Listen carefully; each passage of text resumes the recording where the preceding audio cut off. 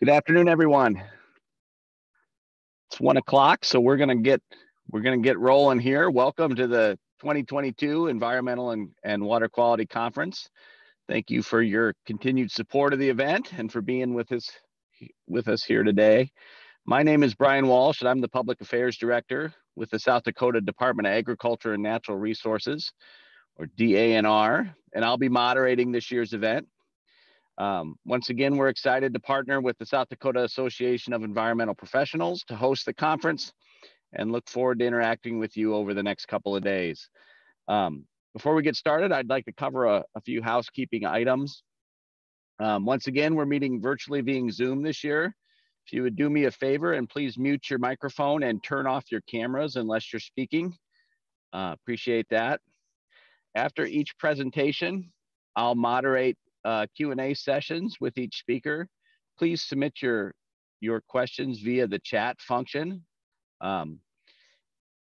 And just so you know that it's a public chat function, so everyone can see your questions, and we'll do our best based on time to take all the questions that we can. Also, you may be wondering about professional development hours for attending the conference. Yes, we are offering them. If you would like the PDH form to fill out, please email Brian Ferris at brian.ferris@state.sd.us, and he will send you one. And I will add his email to the chat here so that you all have that. Also, to let you know, the event is being recorded, and we plan to make it available online after the conference on our YouTube webpage, and we'll work with Association of Environmental Professionals as well to make that available. Finally, we're going to do our best to stay on time, but we will have a rolling schedule, and we'll just keep plowing ahead as the afternoon goes on. With that in mind, we are going to jump right into the agenda. And our first speaker today happens to be me, and I'll be providing an update on DANR, excuse me, and our recent legislative session and some other items. So I'm going to go ahead and share my screen and bring up a presentation. One moment, please.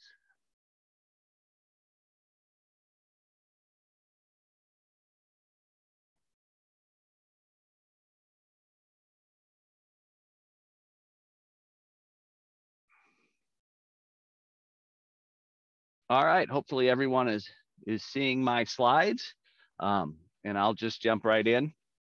Again, Brian Walsh, Public Affairs Director at DANR. Happy to talk to you today a little bit about what's going on in our agency. In terms of an outline and what we're going to talk about today, we'll do a brief merger review, a little bit of a DANR overview for you, talk about how we kind of measure our success and what's some of the things that are important to us. We'll cover a few hot topics. We'll recap our 2022 legislative session. And then I'll, take some questions and let you know how you can get a hold of us moving forward.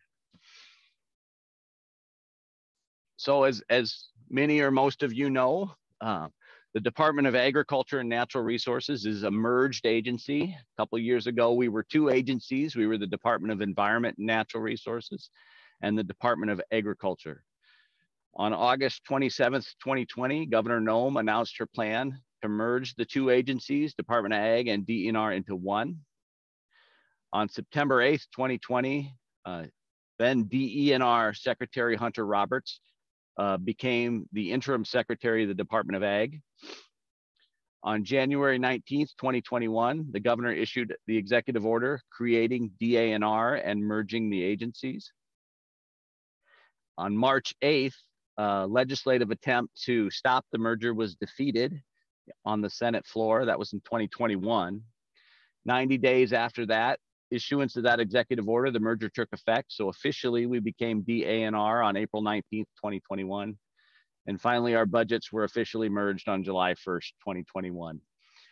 So that's kind of how we got to where we're at. 2022 legislative session has passed, and there were no attempts to alter or change the merger.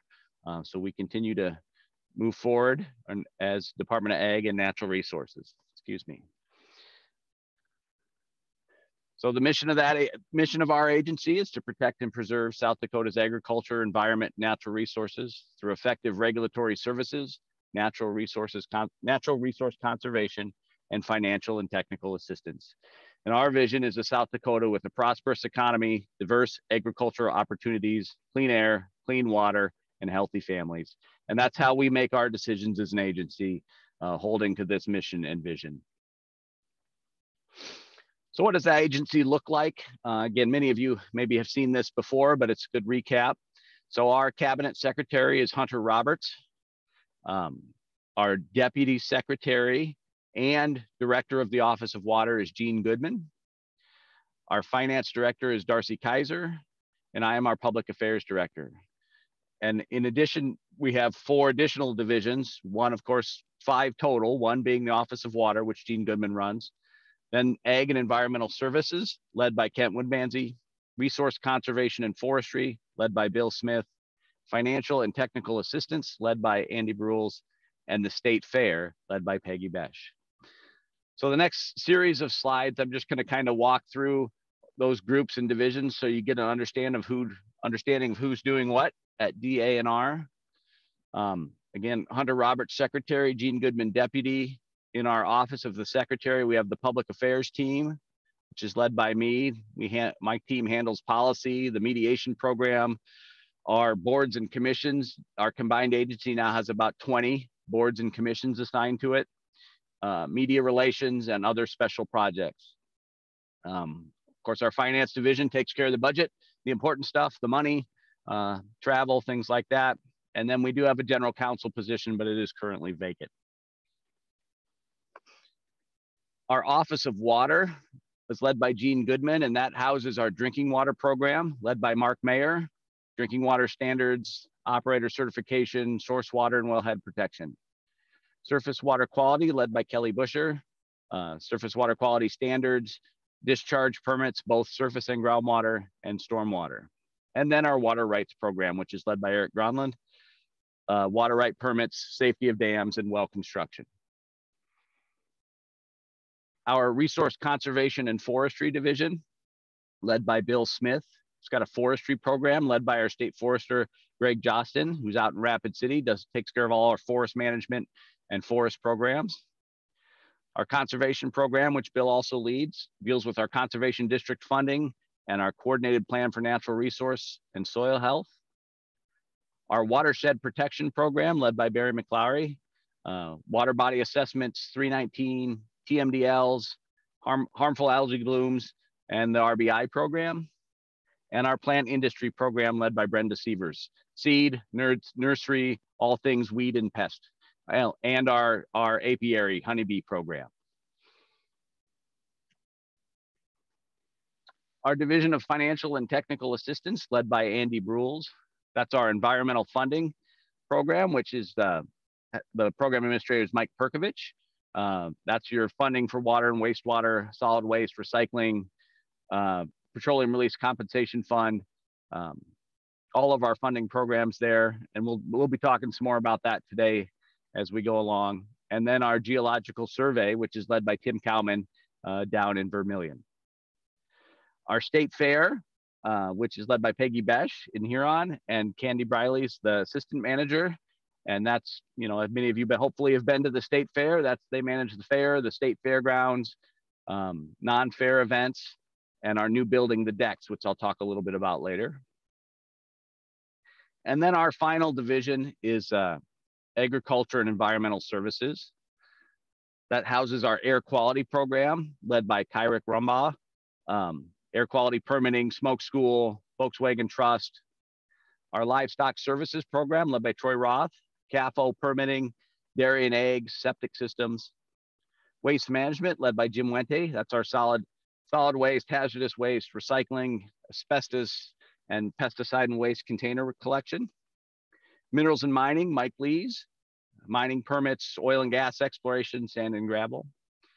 And finally, inspection, compliance, and remediation, led by Kim McIntosh. That's spills and drift complaints, tanks, the hemp program, pesticide certification and registration, fertilizer, feed bait, Sarah Title III, Superfund, and brownfields.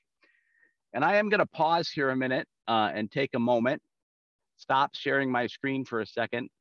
Kim McIntosh, our program administrator for inspection, compliance, remediation, has an announcement to make and would like to say a few words. Are you there, Kim? I think I am. Hi, everyone. I noticed the list of people that are listening in today, and there's lots of people that I have known over the years and who have helped make our program what it is today. And I appreciate all that. What I wanted to announce to everyone, in case you haven't heard the little rumor mill, is that I will be retiring on June 8th. I don't believe I'm going to be going away completely from the scene of the environment and some of the things that I have been passionate about over the last 36 years.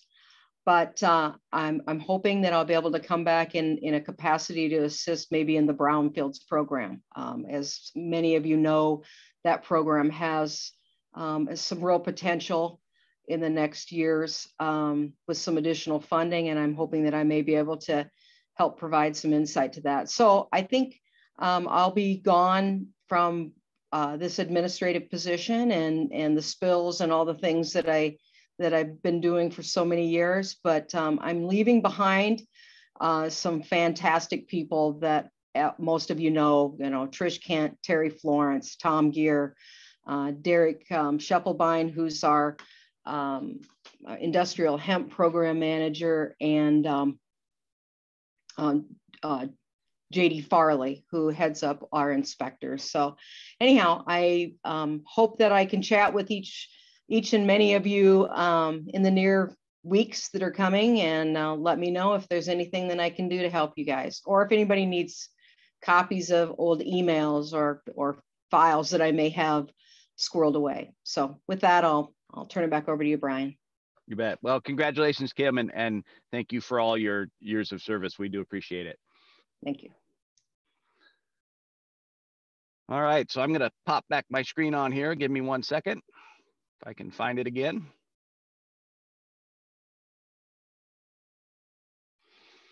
All right, hopefully that's back up, and just wanted to take a pause there and let Kim make her announcement, and hope everybody gets a chance to thank her for her service and the work she's done for DENR and DANR over the years. As we move forward here, whoops, sorry. Okay, apologize for that. We'll talk a little bit about how DANR measures success. Just a few examples here. Of course, we want to have a state with clean air, and we're proud to say that our state meets all of our state meets the national air quality standards. Clean water, approximately 830,000 South Dakotans receive their drinking water from regulated community water systems. And in FY21, 96%. Oops. You guys you're seeing my notes here. Sorry about that. Hopefully that is better and you are seeing my slides now.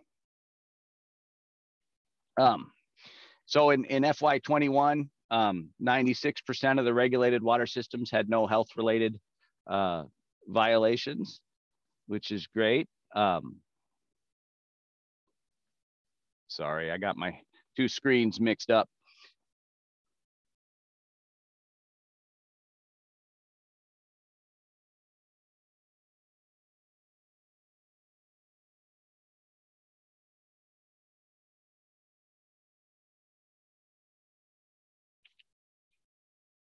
Apologize, everyone. Natural resource conservation. Last year, we awarded $850,000 in grants and loans to conservation districts. We have 7 active nonprofit source or non-point source projects, and we launched our RBI program. We'll hear more about that later on. Preventing pollution by recycling. In 2021, DANR recycled 232,630 pesticide containers. Those are 5-gallon or smaller containers. That's the most we've ever collected in 1 year. Collected 700 totes, 250 drums. and disposed of 155,000 pounds of waste pesticide, including the rinse water. So it was an excellent recycling year for that fertilizer and container program, pesticide container program. And then we worked to create affordably owned publicly owned infrastructure. FY21, more than $112 million to water, wastewater, and solid waste improvement projects. That number is going to go up. We'll talk more about the ARPA program later today and ARPA funds and how that's going to impact that program. Some issues we have to talk about as moving forward into the 2022 year is drought. The figure up on the screen is March 2020 to December 2021. We were in pretty good shape in March of 2020, and then we weren't as we moved forward. Got a little reprieve at the end of last year, but we're still in a pretty tough spot. This is the current South Dakota drought monitor. As you can see, a good portion of the state is experiencing some level of drought. And I was on a call with the state climatologist and fire climatologist here earlier the week.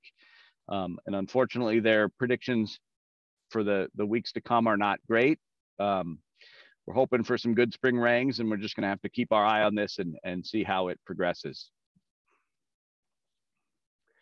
Another issue that we're working on is the decks. Those of you who have been to the state fair may have been familiar with the old beef barn. Well, in October 2020, that beef barn burned down.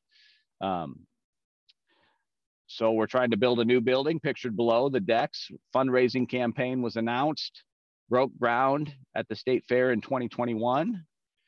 Construction will begin, major construction this spring.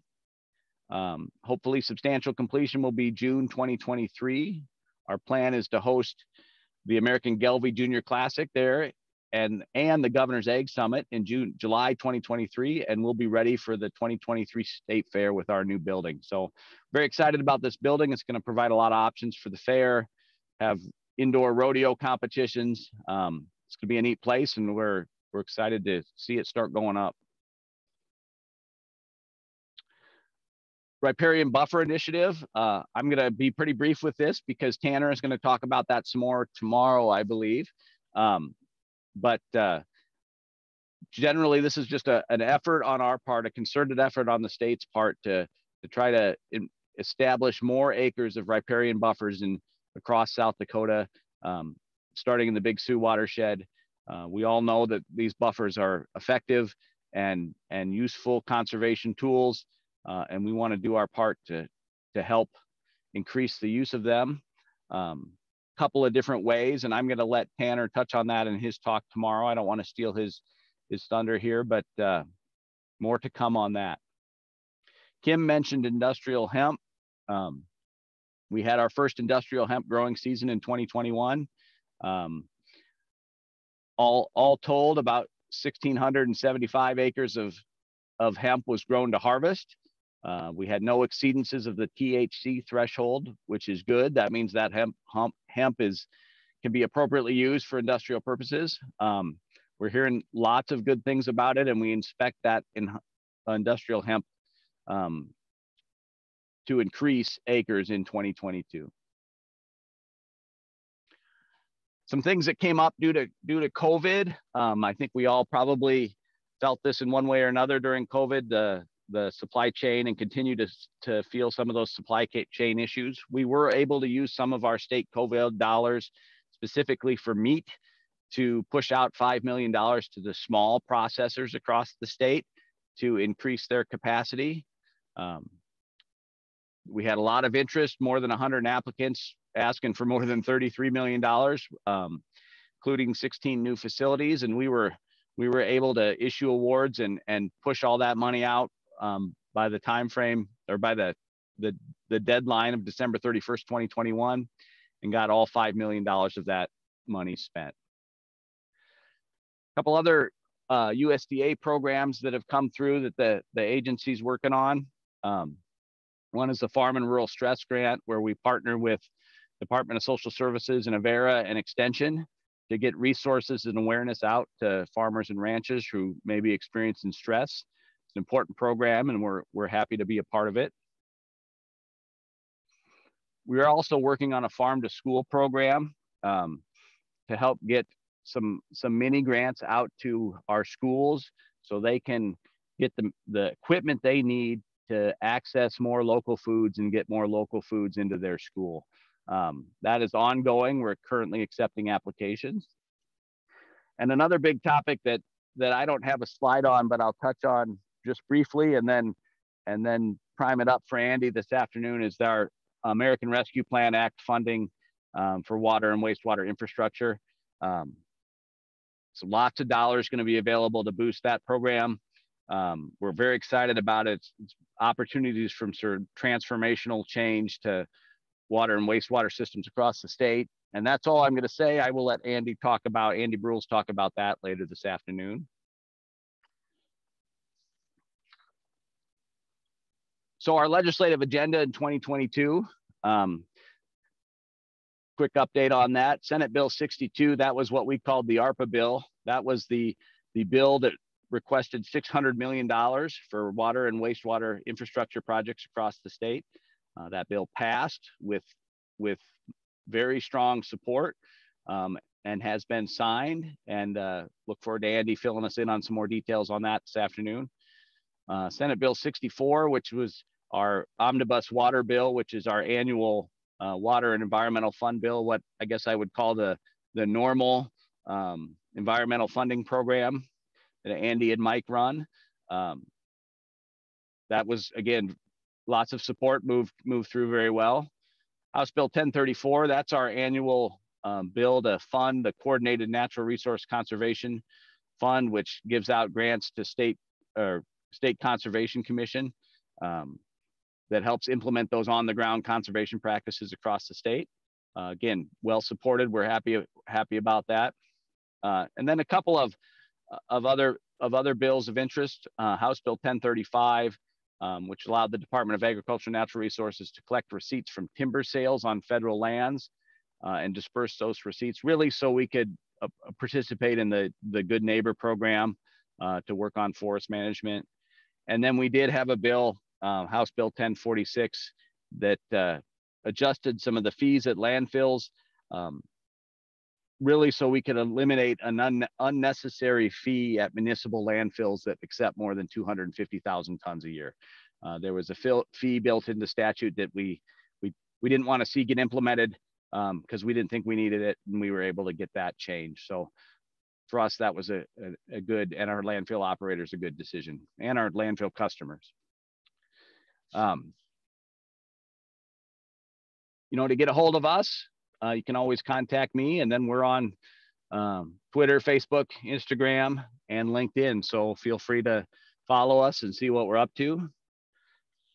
And with that, I am going to stop sharing.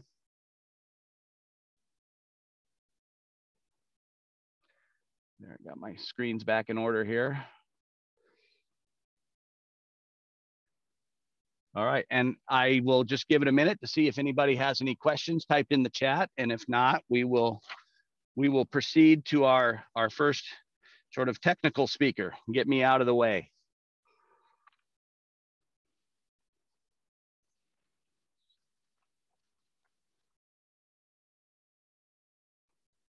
All right, well, I'm seeing no questions coming in. Our next speaker is Wyatt Tatge. He will be talking with us about a study done to assess spatial and temporal patterns of water quality in the Heart River Basin in North Dakota. Wyatt has a bachelor's and master's degree in geological engineering from the South Dakota School of Mines and Technology, and started with the USGS Dakota Water Science Center as a student in 2018. Since graduating and beginning full-time in May 2021, Wyatt has been working on various water quality related projects in both North and South Dakota, with current research focus on statistical analysis and geochemistry. With that, welcome Wyatt. Thanks for being here, and take it away. Yes, thank you. Can you see my screen? Am I sharing the right? Yeah, yes, yep, Wyatt, I can sure see it. You see my presentation? Yep, evaluation of salinity and nutrient. Good. Yep. Awesome. Yes, thank you. Thank you, Brian. So yeah, I'm Wyatt Tatge. I work at the Dakota Water Science Center at the USGS in Rapid City, and I'm just going to talk about this study we did in the Heart River Basin, looking at salinity and nutrients. So, a little outlines. I'm just going to go over some background about the study area description, methods, and then get really into the bulk of it about the results on salinity and nutrient conditions. So, project background. The water quality study was started in 2020 in the Heart River Basin, and really the purpose and why we did it was the irrigation district was noticing buildup of salts on soils throughout the basin, and they were concerned about water quality and wanted to understand better what was going on. And then NRCS had supported numerous conservation practices and BMPs in the basin, and were interested on really, are they working? Since they're spending the money on it, they want to know if they're working. So that was kind of the background to get this started. And the questions about water quality that we were trying to answer were, number one, what's the current condition of the Heart River and its tributaries? How have salinity and nutrients changed through time?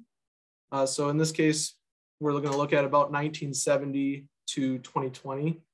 How do salinity and nutrients vary spatially in the basin? How have dam operations, irrigation practices, other agricultural management practices affected salinity and nutrients?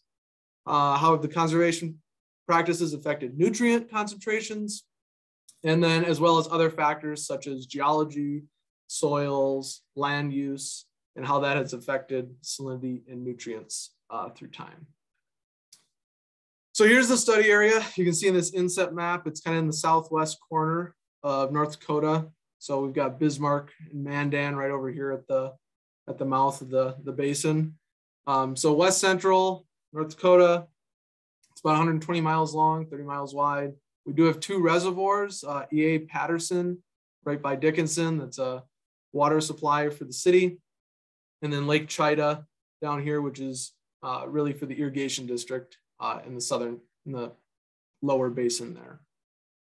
And so the three sites we're really going to focus on are site 1 up here on the Green River, site 5 on the main stem, and then site 22 near Mandan.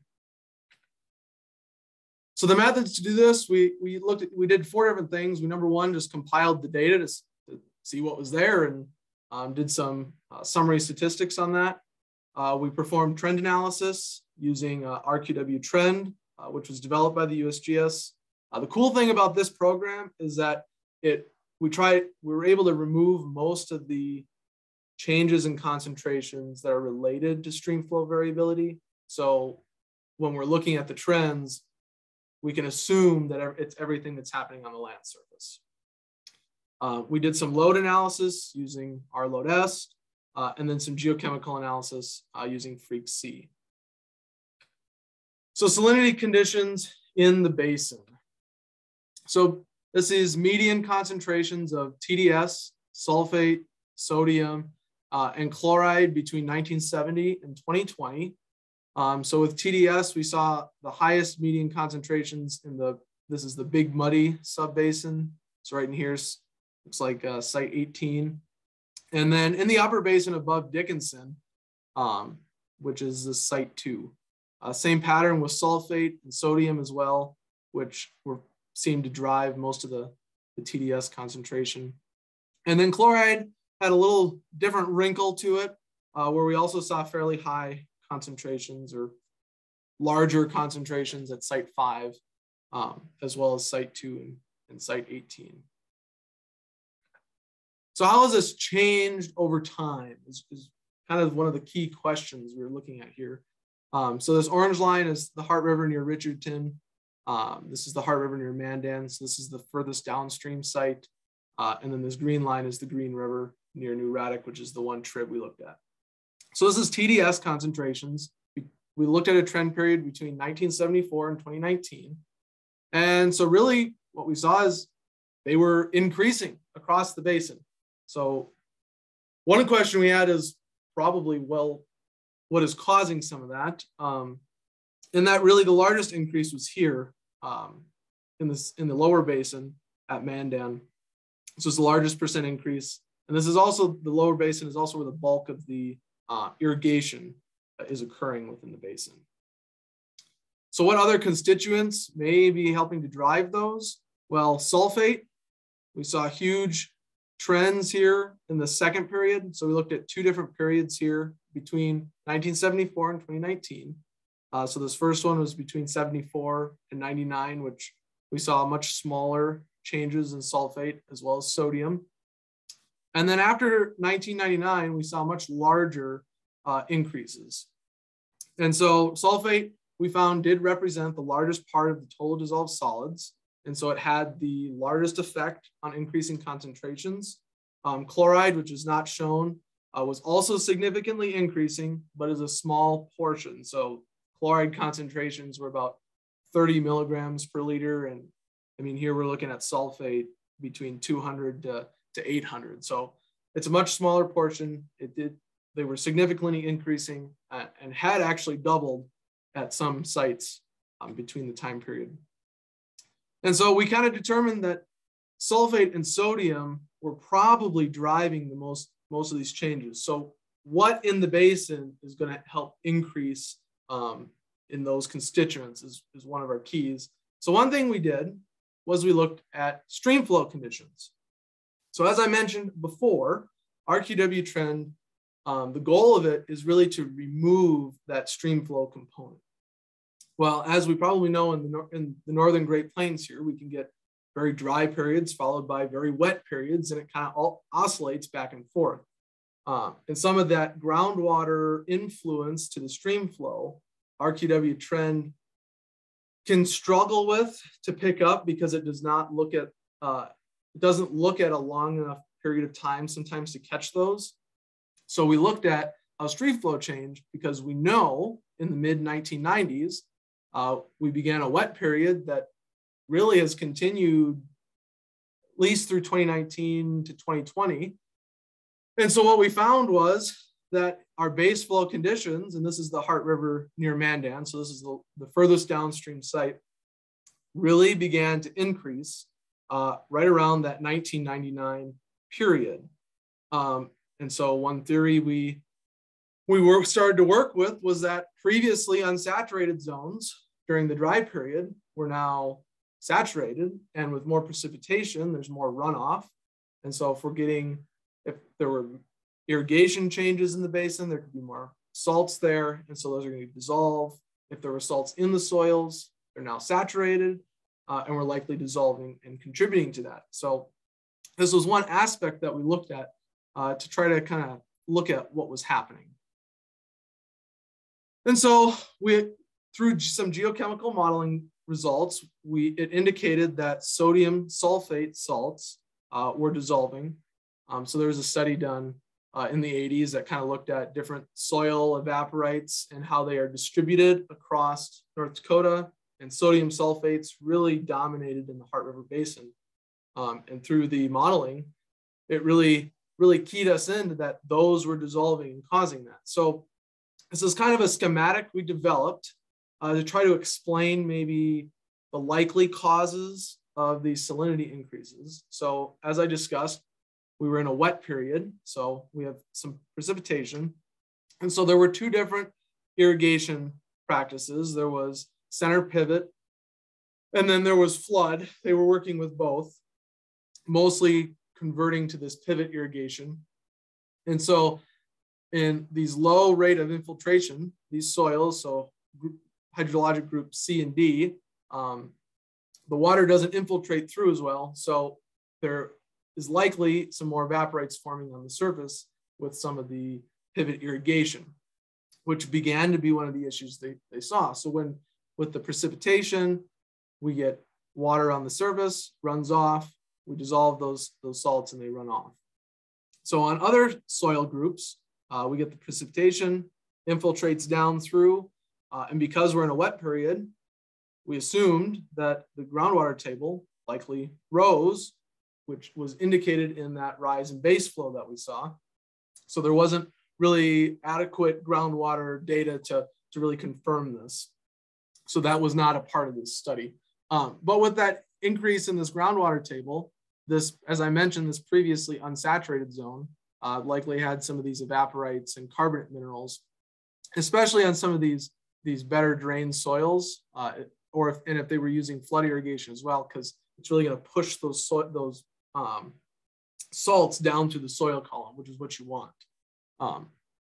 So this is kind of the schematic. We determined what was happening in the basin related to salinity.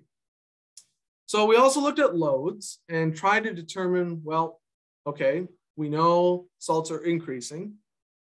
We know kind of the basics of where we're seeing some of the higher concentrations, but in the lower basin, where are the salts coming from?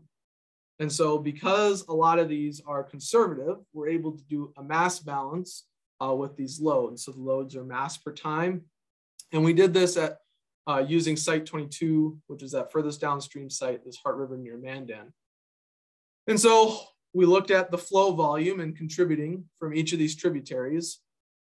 And we also calculated loads, some annual loads, and looked at this. And really for the bulk of these is that the loads and the stream flow were fairly equivalent. So one thing that was different was Big Muddy Creek, which I mentioned had higher TDS concentrations, higher sulfate concentrations, as well as sodium concentrations. We saw contributed larger, almost double the amount of stream flow that it did in the load for these constituents. So there's something going on in that Big Muddy Creek Basin related to salinity. Whereas if we look at Antelope Creek here, this kind of pea green color almost, it's right around the flow volume as well as the Sweetbriar Creek. But the bulk of the load was coming from what we called intervening loads or intervening flow. They're pretty equivalent here. And really what that is that's any groundwater influence that's between these sites and the Heart River near Mandan. That's any runoff, any drain tile, whatever's going on to contribute to flow that isn't captured at the other stream gauges along there. And so really that was the bulk. I mean, 40%, between 35 and almost 50% for chloride is where that was coming from in the lower basin. And so really, you're probably all sitting there wondering, well, who cares? Why does this even matter? So we ran trends on SAR, sodium absorption ratio. And what we found was at this Heart River near Richardson, which is the downstream site in the upper basin, and then Heart River near Mandan, which is in the furthest down in the lower basin, they were approaching 6. And in North Dakota, and especially Western North Dakota, 6 is kind of the threshold for continuous irrigation to prevent some of the soil buildup. And so we need the good water quality for irrigation to get the higher crop yields and to reduce that salt buildup. So we get the higher crop yields. And so a lot of this information can be used by the irrigation district, since we know it's all very likely to be naturally occurring. They can use a lot of this information to develop a management plan to help their producers get on a good schedule for irrigation so that we're not getting a lot of those salt buildups in the soils. And so, as I mentioned, yeah, a lot of this, the increase in dissolved solids and salinity is likely due to natural processes. And so we can plan operationally based on some of this data. And maybe they have other needs in the future, but this should really help them develop a management plan for that. And so that was really the purpose and why it kind of mattered for them. So the second part, I'm going to talk about the nutrient conditions here. And so there wasn't as much data, but we have nitrate plus nitrite, ammonia, dissolved phosphorus, and total phosphorus. And so nitrate plus nitrite, we saw the largest concentrations here at site 8 and 11 and 10, which is this Antelope Creek Basin. Ammonia was really largest upstream of Dickinson, same with dissolved phosphorus. And in total phosphorus, we saw the largest concentrations in that Big Muddy Creek again. And so how have these changed over time? Well, we had enough data at Heart River near Richardton and near Mandan. So site 5 here and site 22 here. So we kind of get a nice picture of what's going on in the upper basin as well as the basin as a whole. And really there was some good news here, was that all of these trends were non-significant, and that kind of means they aren't changing a whole lot, which is good. So we saw some slight decreases, it looked like, in the upper basin, and maybe some slight increases in the lower basin, but largely unchanging. And these were non-significant. And so that maybe it may not be a mixed bag for what they were looking for, but one thing that with nutrients that they were interested in is that there have been some increase in harmful algal blooms in Lake Chita in the upper basin. And so they were curious of what's going on, and largely they've remained unchanged, which it's better to know that than that they were increasing. So we've got some kind of some good news here on the nutrient side. And so then, as we talked about with salinity, where are the nutrients coming from in the basin? Well, as of right now, we don't know. So we have a phase 2 of this study, which we're going to do some nutrient source tracing, tracking techniques. And really what that means is we just want to know, well, where are the nutrients coming from?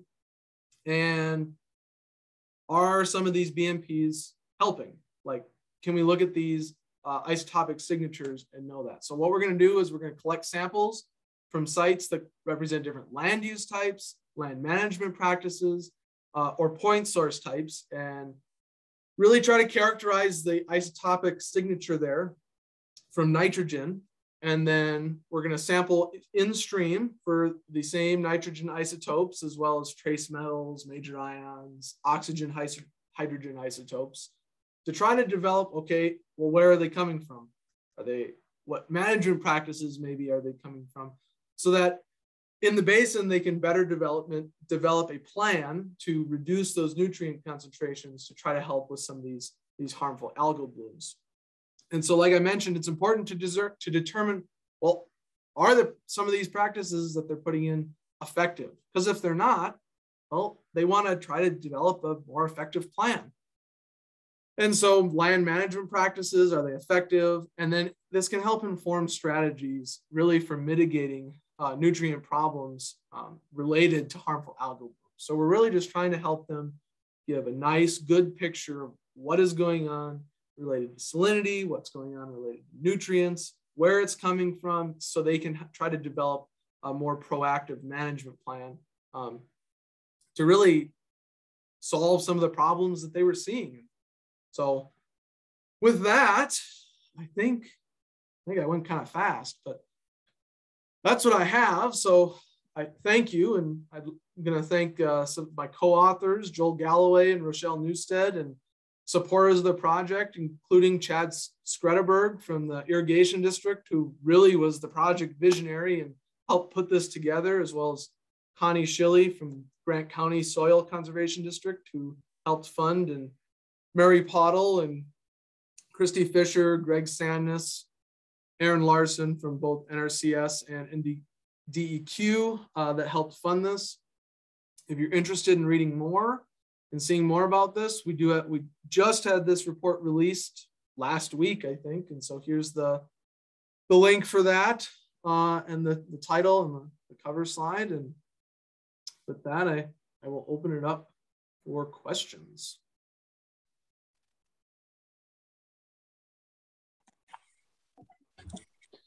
Great. Thank you so much, Wyatt. If you have a question, please type it in the chat. I guess I'll ask one. If you have this study, if you had to communicate the findings to a producer in the watershed, what kind of information could you give to a producer that may impact the way they do their business, to, if they're concerned about this issue? Yeah, so really what we've tried to do is work with the irrigation district and kind of just, well, number one, explain that we believe that it's likely natural. So it's probably not anything that they're doing that's causing these salinity increases, and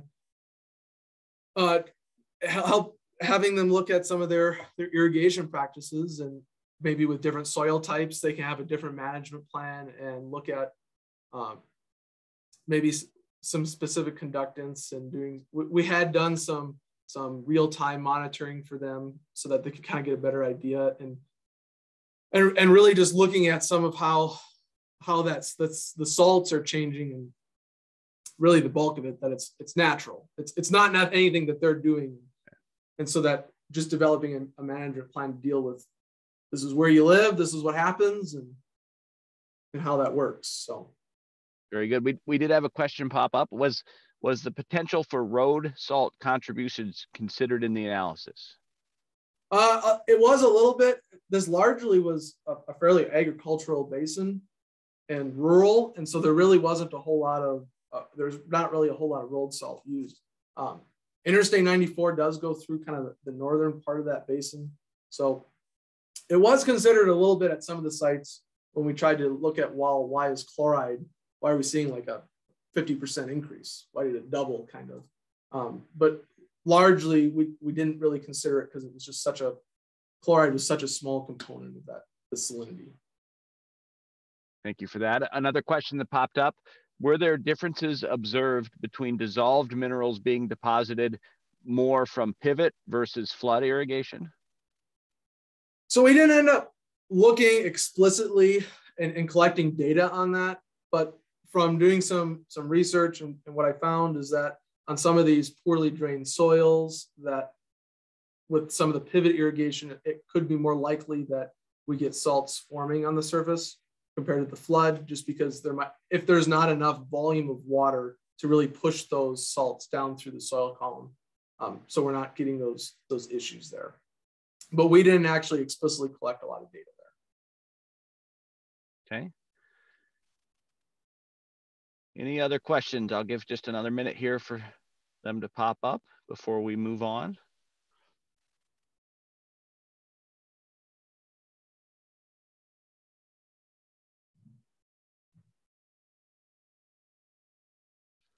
Not seeing any, Wyatt, so I just wanted to thank you again for being part of our conference and taking time to be with us today. Appreciate your input and discussion. Thank you. Yep. All right, so next on our agenda, let's see if we got him on here, is Mark Aumeier, and we are a little bit ahead of schedule. He was going to talk to us about the revised lead and copper rule, and I am not seeing Mark on the Zoom.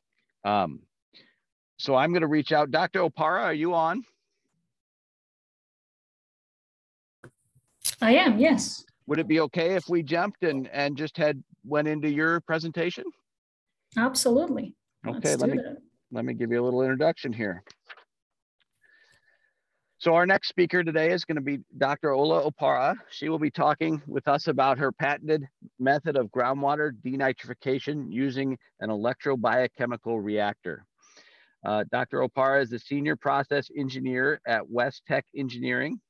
As the former owner of Inotech, she co-developed and patented a novel biological treatment technology called the Electro-Biochemical Reactor. In her talk today, she will present a case study on groundwater denitrification using the technology. Welcome, Dr. Opara. Thank you for being here. Thanks for that introduction, Brian. So what I want to talk to you today is really about technologies that can remove nitrates from groundwaters, and explain why in recent years we've seen more of a push towards biological treatment methods. I'll start by explaining how nitrates get into groundwaters, why are they a problem. I'll quickly cover some of the more conventional nitrate removal methods and their advantages as well as disadvantages. Then we'll pivot towards talking about biological denitrification methods, and more specifically, the electro-biochemical reactor technology. And most of the presentation I'll spend showing you some of the case studies that we've done. So where do nitrates come from in the groundwaters? Majority of sources are from fertilizer use, so agricultural sources. There are some point sources such as septic tanks and industrial operations, mostly mining. But when you look at the map of the States and look at the most contaminated groundwater wells with nitrates, you'll see a trend developing. We have high concentrations of nitrates in the Midwest and in the upper Midwest, as well as Southern California, Arizona, typical agriculture places. The drinking water standards for nitrates in the US and Canada stand at 10 milligrams per liter as nitrogen. In Europe, that's 11 milligrams per liter, although some countries have a lower limit than that.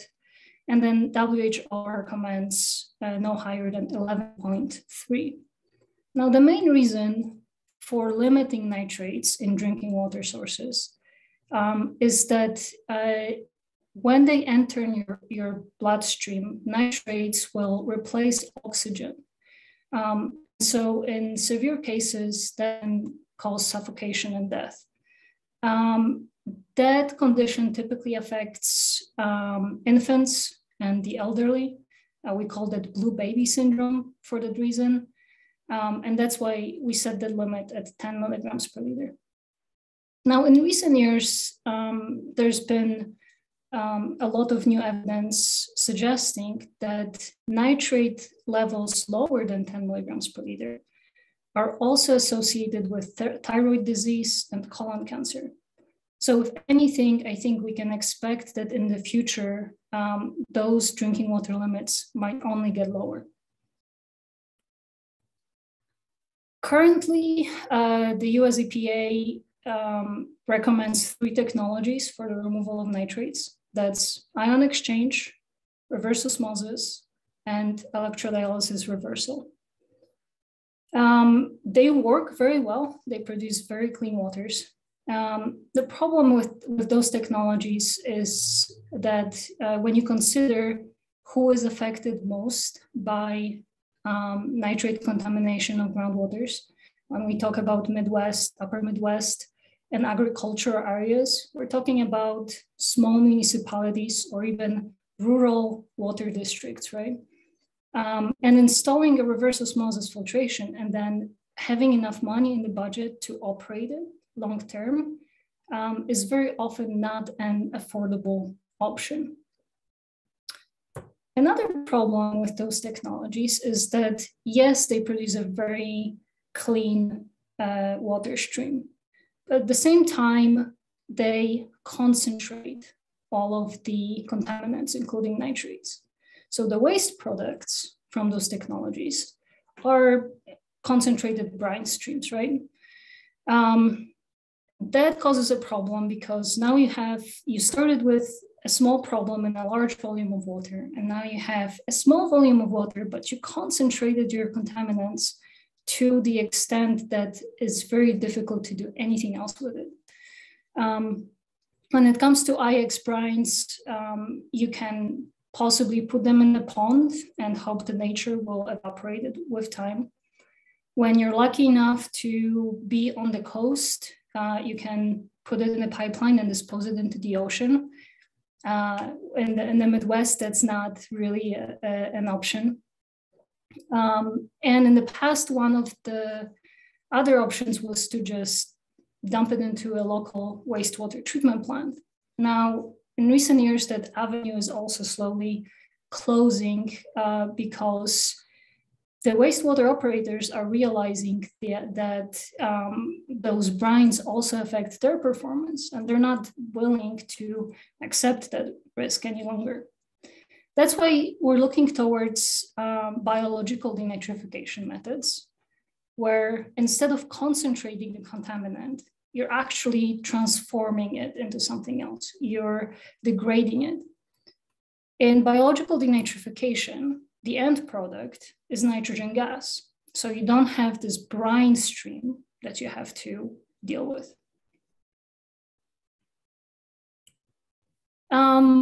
When you look at any textbook, the reaction for denitrification goes something like this. You start with nitrate, your nitrate reacts with some sort of organic carbon. In my example, that's acetic acid, and it produces nitrogen gas, alkalinity, and water.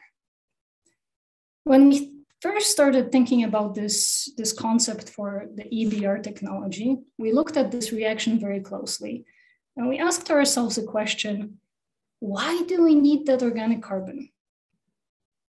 You look at that reaction and your nitrogen is not actually reacting with carbon, right? We're not producing some sort of carbonated nitrogen species. There's no exchange of molecules. So why do we really need it? And the answer to that is that that reaction really represents two half reactions. On one side, you have the oxidation reaction, where your acetic acid or ethanol or any other organic carbon is oxidized and it releases electrons. And those electrons are needed for the denitrification reaction, which is a reduction, where nitrate accepts electrons and in the process it's reduced to nitrogen gas. So in other words, that organic carbon is nothing else than an electron donor. Now, the problem with that is that when you add your electron donor into your water, it doesn't simply dissociate to release electrons, right? It actually has to undergo a metabolic oxidation process in which the microbes have to do the job. They have to take time and energy to release those electrons. Now, if you know anything about metabolism, it's not the most efficient. And for that reason, conventional bioreactors typically overfeed those reactors by 2, 3, or 5 times the amount that's really needed to provide the electrons. Now, what happens if you overfeed your microbes? The microbes are living things just like humans. And what happens to humans and to microbes if you overfeed them is that they grow and they produce a lot of cells.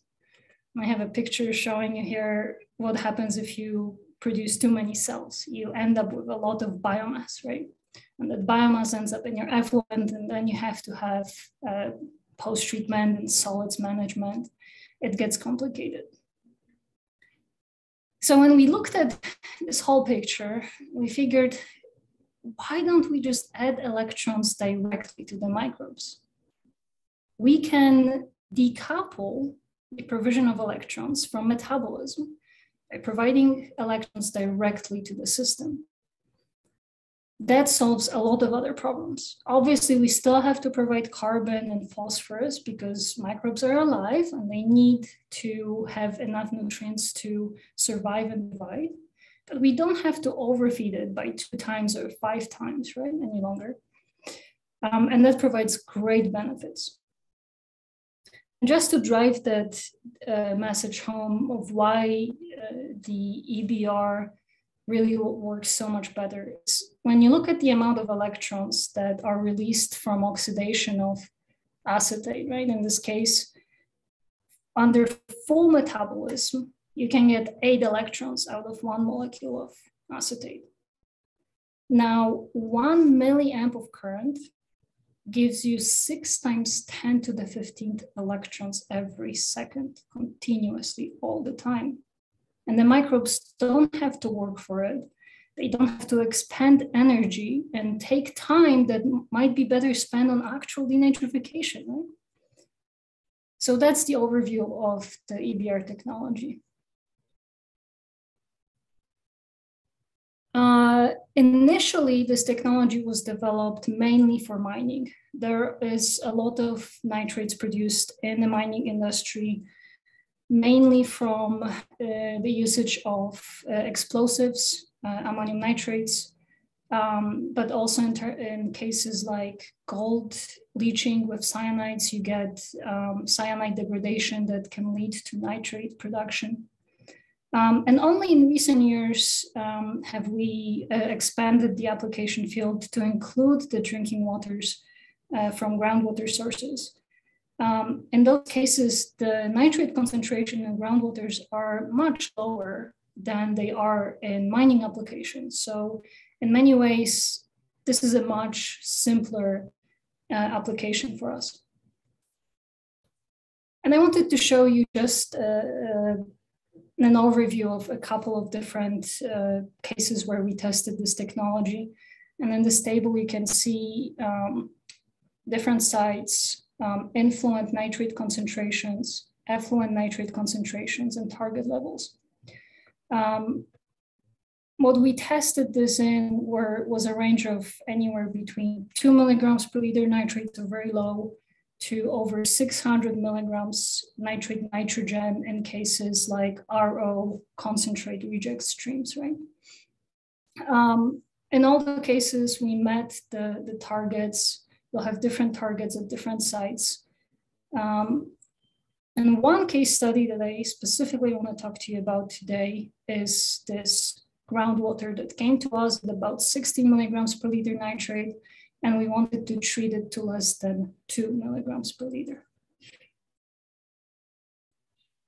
I think pictures speak more than 1,000 words, so I selected a couple to share with you here. This site is in the Midwest. You can see a beautiful cow pasture. It's in the middle of a rural water district. There's no infrastructure around this site. It's just a well pump. You can see here we were setting up our skid. We erected a tent, a shelter around it to protect the equipment and the operators in somewhat harsh conditions in the middle of the summer. This black tank here is the bioreactor. It's the EBR reactor. The white tank was just collecting the effluent. So we had a submersible pump in there that would pump all the treated water outside into a ditch. We also had an inline nitrate analyzer that gave us real-time nitrate data, both in the influent and in the treated effluent, so we could monitor it continuously.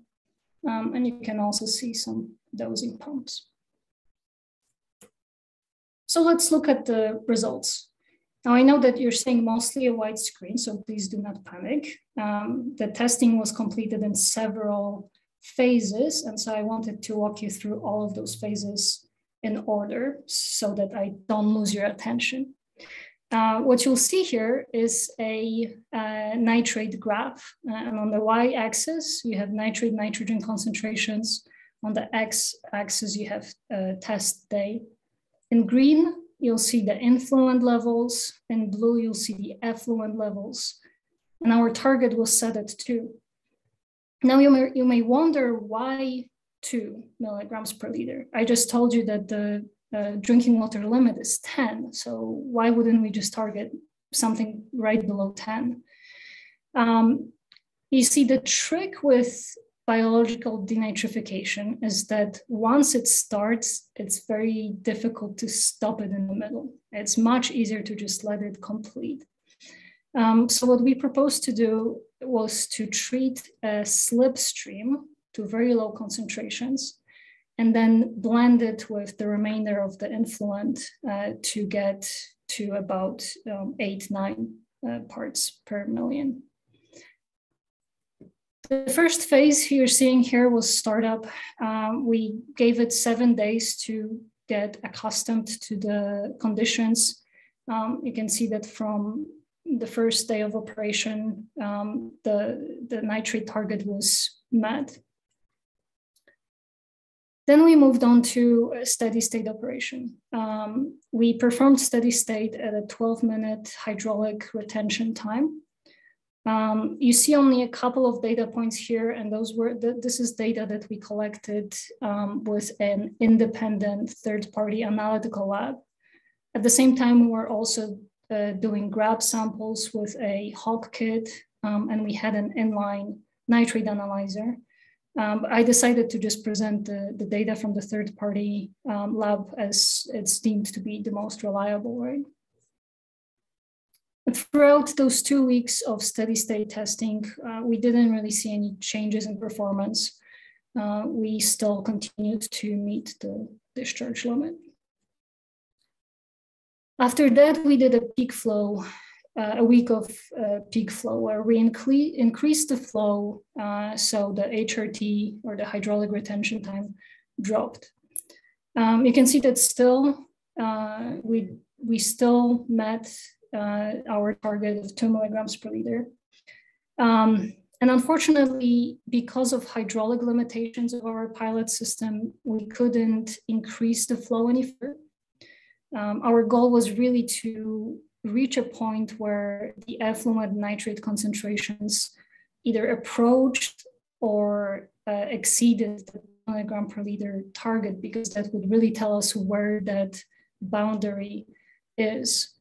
We didn't do that, but we had a mid-sample monitoring point. So that corresponded to about a 5-minute retention time. And that averaged about 1.5 milligram per liter. So we knew at that point that 5 minutes is probably the shortest retention time where this water could be treated. The next week or so, we just shut the system off. That was one of the things our client wanted us to do, was to shut it off, let it sit without providing any chemicals, any nutrients, just let it sit. It was supposed to simulate either a scheduled maintenance or something unexpected that could happen with any water treatment operations. After we restarted the system, I can tell you that we took grab samples every minute after we restarted the system, and they remained well below the 2 milligram per liter target. So overall, we considered this test to be very successful. Based on the data that we collected, we went and got an approval from the client to start a preliminary engineering. This will be a 300 GPM site. We will only treat about 160 GPM to those low levels and then blend the two together. A very small plant will fit very nicely in the middle of that cow pasture. In conclusions, the 8-week average influent nitrate nitrogen concentrations of about 16 milligrams per liter were removed to an average of less than 0.14 milligrams per liter. And in terms of the benefits that we discovered, first of all, the system size. Your HRT, your hydraulic retention time, will really define how big of a reactor you need. We have shown that a 5-minute HRT meets the design criteria. Now, if you know any engineers in your life, you know that we are extremely cautious. So to increase the redundancy, we propose to construct a 10-minute HRT system to provide enough redundancy for the full-scale design. It also shows you the reasons for why piloting is good. If we were asked by a client to design a full-scale system without having the ability to pilot on site, we would have probably gone with the 12-minute design that we initially proposed. And just because we demonstrated that we can do it in a shorter retention time, it's already a 17% reduction in the bioreactor size. Now, that provides our client a significant capital cost savings because of the smaller equipment size. And the second thing that I didn't touch on too much, but I wanted to include it in our conclusions, was the nutrient requirements. As I mentioned initially, typical bioreactors require several-fold more nutrients.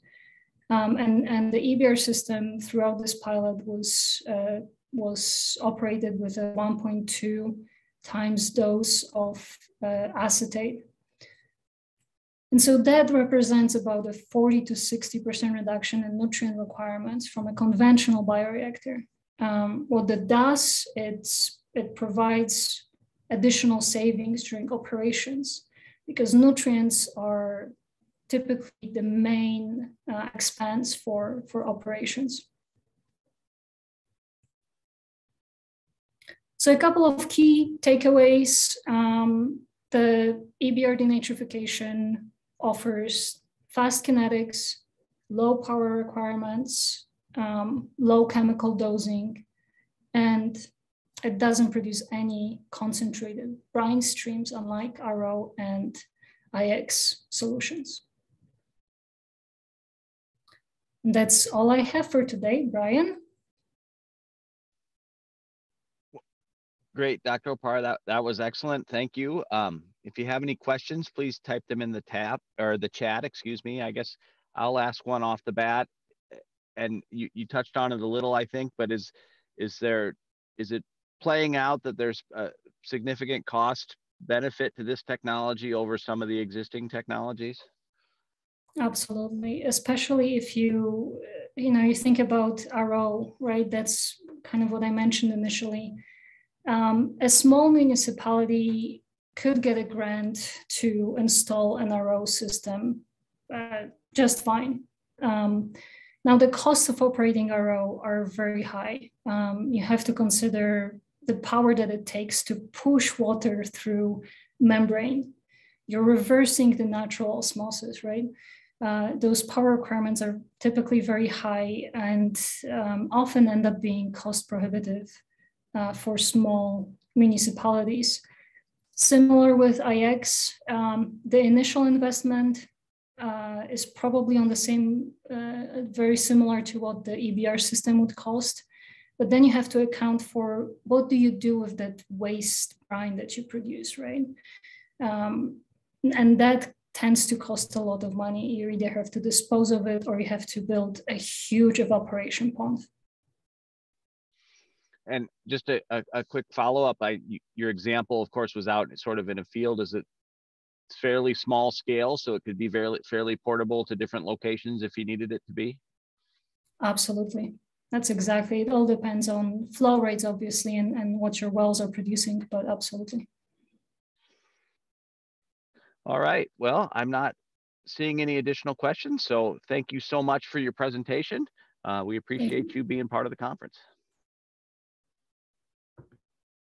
Oh, nope, sorry.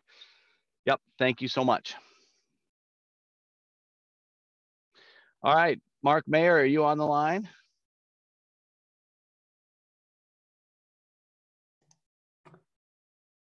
I think so. I hear you. Me? I do. Okay.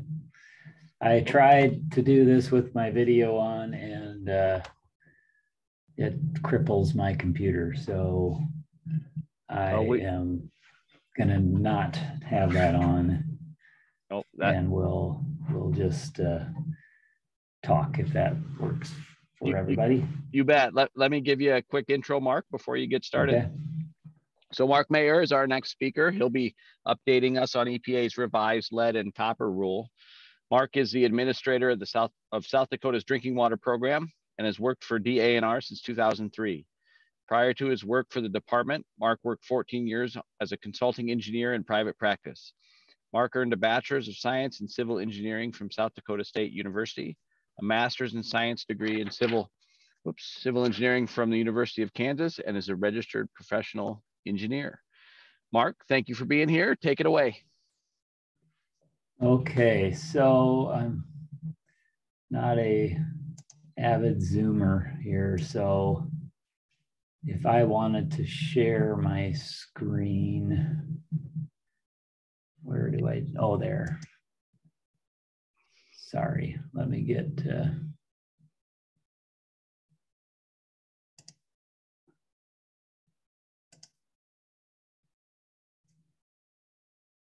Okay, so is everybody seeing?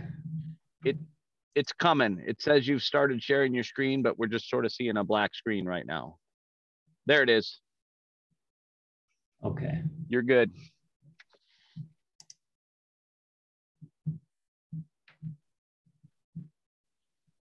Okay. So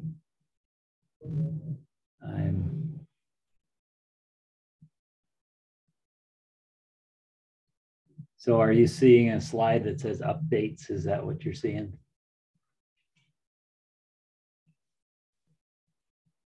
Sorry, Mark. So I am seeing your slides in like work mode, not in presentation mode. Maybe it's catching up because what I'm seeing is the slide mode. Okay. So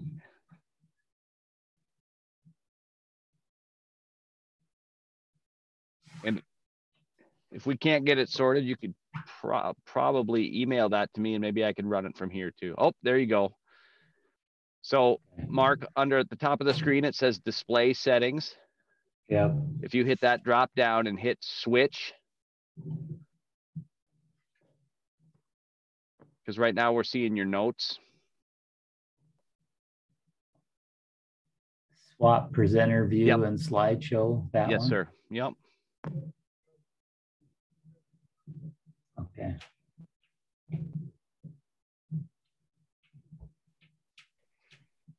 Is that gotcha? That got it. Okay, so I know the title of my talk was updates to the lead and copper rule, but I thought I would sprinkle in just a little bit of general drinking water program updates for everybody, since we have a more wide audience and not just drinking water systems perhaps on the line. Some of the things that we're kind of involved with currently with the drinking water program are listed there. The PFAS sampling is something that has just started in South Dakota. We haven't had a lot of widespread PFAS sampling for drinking water, other than what's been done under the unregulated contaminant monitoring rule around 3, which was back like in 2011. UCMR 5, unregulated contaminant monitoring rule, 5th round, is coming up, start sampling here soon or next year. But this round, they have, EPA has expanded the systems that will be required to sample from just those 10,000, serving 10,000 and more people, to all systems serving 3,300 and greater.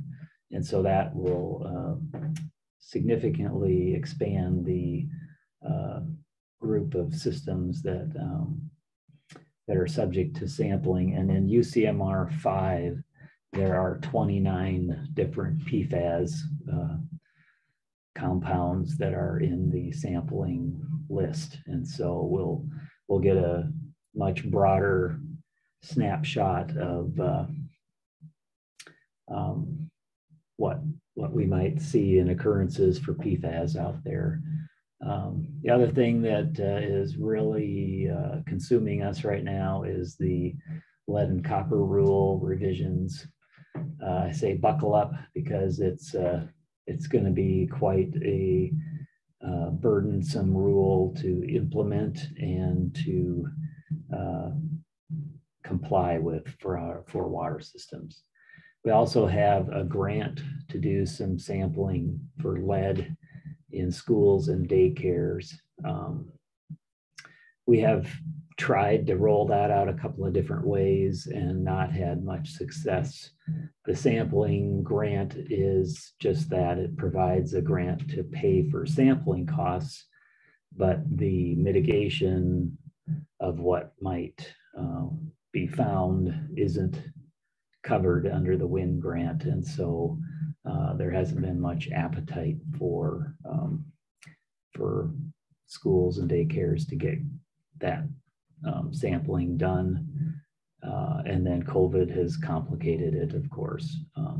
We also are doing a little work on our new system planning requirements and our capacity development program requirements. We have a lot of development getting going out in the Black Hills area again, and we want to be sure our new system planning requirements are useful for protecting the consumer of those future water systems, but also we realize that it costs time and money to do that, and so we want to make sure that we aren't asking developers or potential developers to do more than they would need to do. So as long as we keep the eye on the prize, which is protecting the homeowner and getting that done efficiently. Right now, our current rules are a little cumbersome. We just kind of came out of session, and we had several bills that we were watching. The Senate Bill 50 was a bill that funneled some of the ARPA money to state facilities for infrastructure work, and that passed. Senate Bill 53 was the workforce housing sewer money that also passed. Senate Bill 62 was the ARPA money for water and wastewater infrastructure. That was that $600 million portion of the state's ARPA money. And that also passed and is headed to our Division of Financial and Technical Assistance, which does our drinking water and clean water state revolving loan fund bill programs. And they will be using a similar process, and the board that approves all of those loans will also be approving these ARPA fund projects as well. And so that passed. And our omnibus bill, which is our annual funding bill, Senate Bill 64, that passed as well. And part of the Senate Bill 64, there was an amendment to include a earmark, if you want to call it, or an allocation to do a contract for lead and copper or lead service line inventory work. Senate Bill 85 was a pipeline, Western South Dakota, Missouri River pipeline, and that bill we were watching, but they sponsor, I believe, pulled that back, and so that ended up not passing, but we are working with them through our ARPA money to do some study work for them. So as far as the PFAS sampling that is happening right now, the South Dakota National Guard is doing sampling at all of their armory facilities across the state. They hired a contractor to do the collecting of the samples and ran it through a lab. And then we had worked with them to see if they did get a detection above the health advisory level. We wanted to be sure that we could follow up and get a confirmation sample from the actual water source of that community.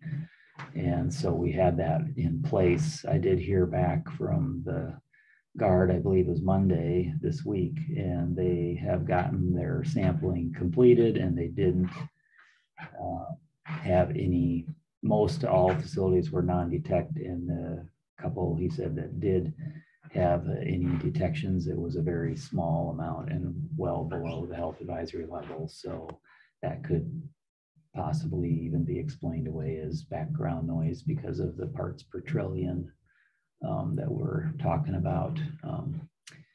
As I said, UCMR 5 is underway. The sampling, pre-sampling activity is happening right now. We're working with systems on behalf of EPA to kind of get their data and their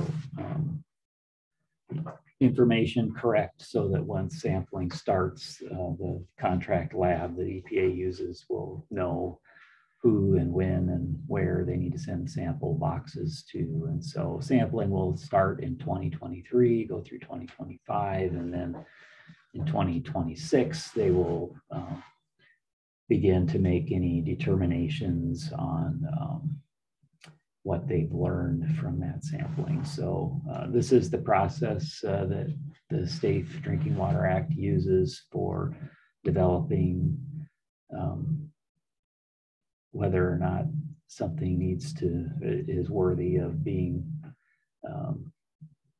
regulated as a national primary drinking water standard. And so it kind of takes a while for things to get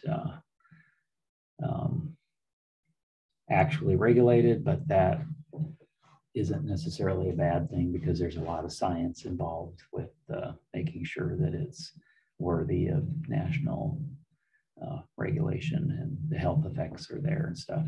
They are working on a couple of PFAS standards right now. I think PFOA and PFAS are set to be, they've determined that they will set a standard for those two compounds. And now they're in the process of working through that maximum contaminant level setting procedure, which will be quite interesting because some states have already set a state MCL. Those states are not like South Dakota. We are unable to set a state standard because we can be no more stringent than what EPA has out there for standards. But some states don't have that requirement, so they've set those standards. But what's challenging is that each of those states that has got out ahead of EPA, they've set their own standard and they're all different. And so, you know, you have one number in Massachusetts, you have a different number in New Jersey, you have another number in New Hampshire, and in South Dakota, that'd be like driving between here and Sioux Falls and having three different standards. So, you know, why is it more stringent or, you know, more protected in one area than another? So that'll be the big challenge for EPA, is to get the toxicologists to all agree. But anyway, as far as the lead and copper rule, I'll get kind of into the meat and potatoes here of what I'd talk about today. Lead and copper rule revisions have had a long history. They've been being developed for over 10 years. This little event called Flint, Michigan kind of hijacked the national attention and really brought a lot of scrutiny to EPA and states on how they were implementing the existing lead and copper rule. We were already working on revisions before Flint, but post Flint, it really kind of was a game changer. So anyway, just before President Trump kind of his administration was ending, they published the lead and copper rule revisions. But then when President Biden's administration took over, they pulled it back for another look. And then they had some listening sessions and gathered some more public input, specifically around disadvantaged communities and schools and daycare testing. Anyway, to their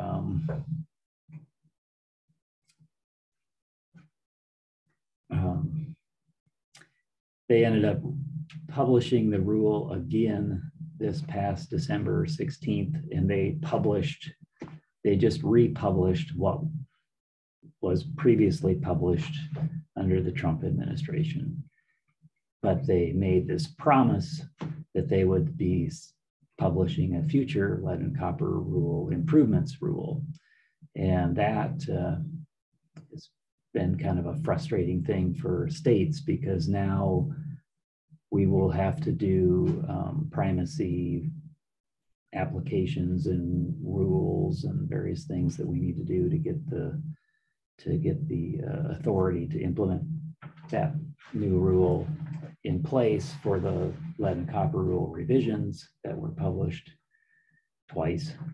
And then we will have to do it all over again a year or so later for their lead and copper rule improvements. And so that has got us pushing back kind of hard, trying to make EPA rethink how we need to do that, so that we only have to do that process once, because it's very, very time consuming. And the last thing I want to do is go to the legislature twice in a short amount of time to get rules approved for lead and copper. So the bipartisan infrastructure law was passed this past year, and it included a significant amount of money for lead service line replacements.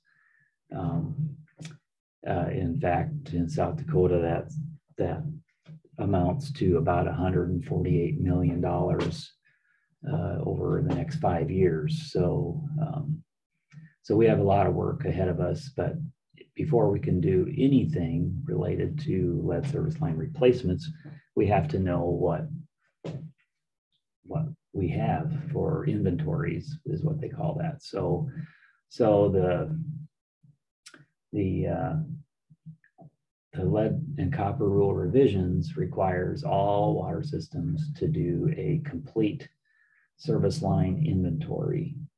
And that's going to be a big lift for some smaller systems in particular that may not have a lot of records. But until we get a complete service line inventory, we don't know where our lead service lines may or may not be, and how big of a problem we may or may not have, and how we will ultimately be able to spend that $148 million in lead service line replacement money.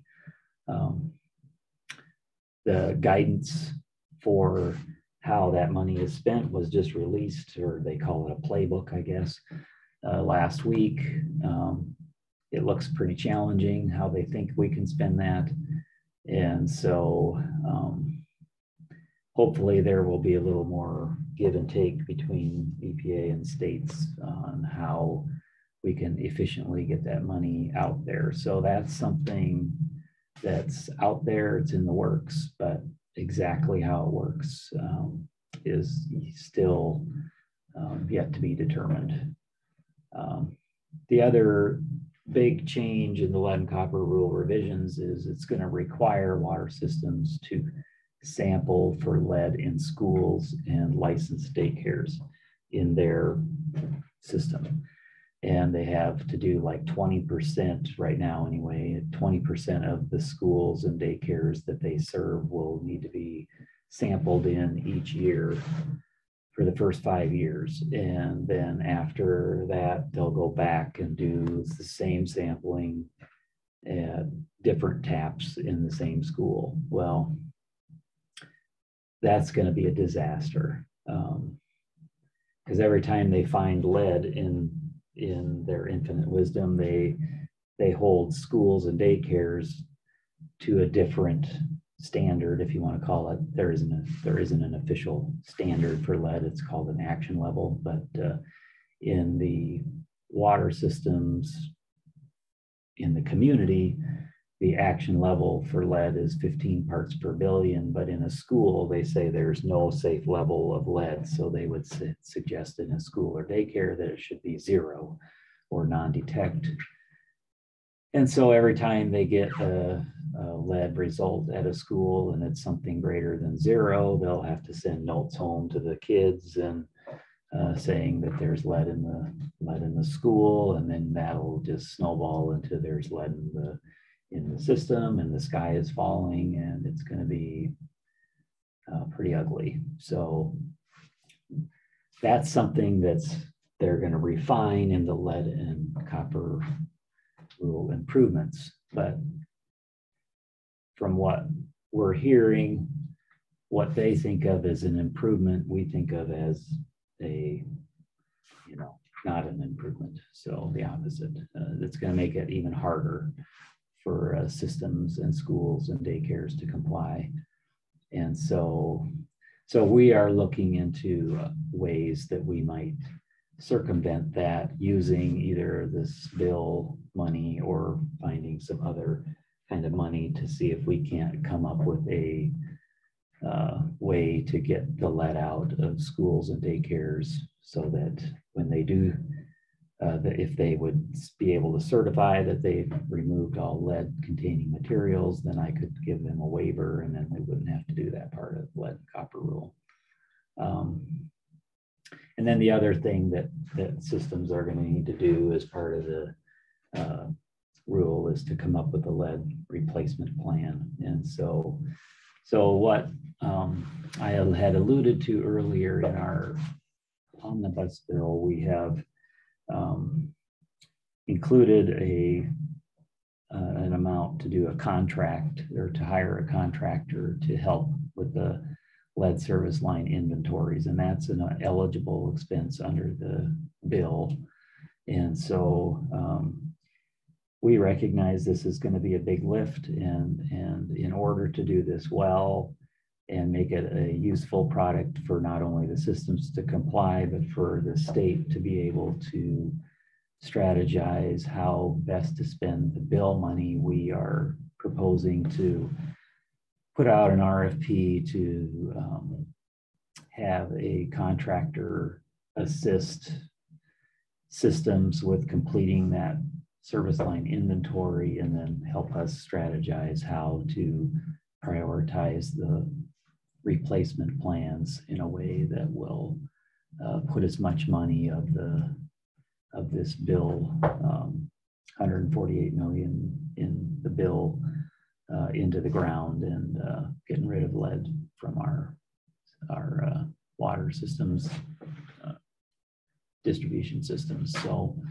So anyway, there's just a lot going on, and with all of that, there is a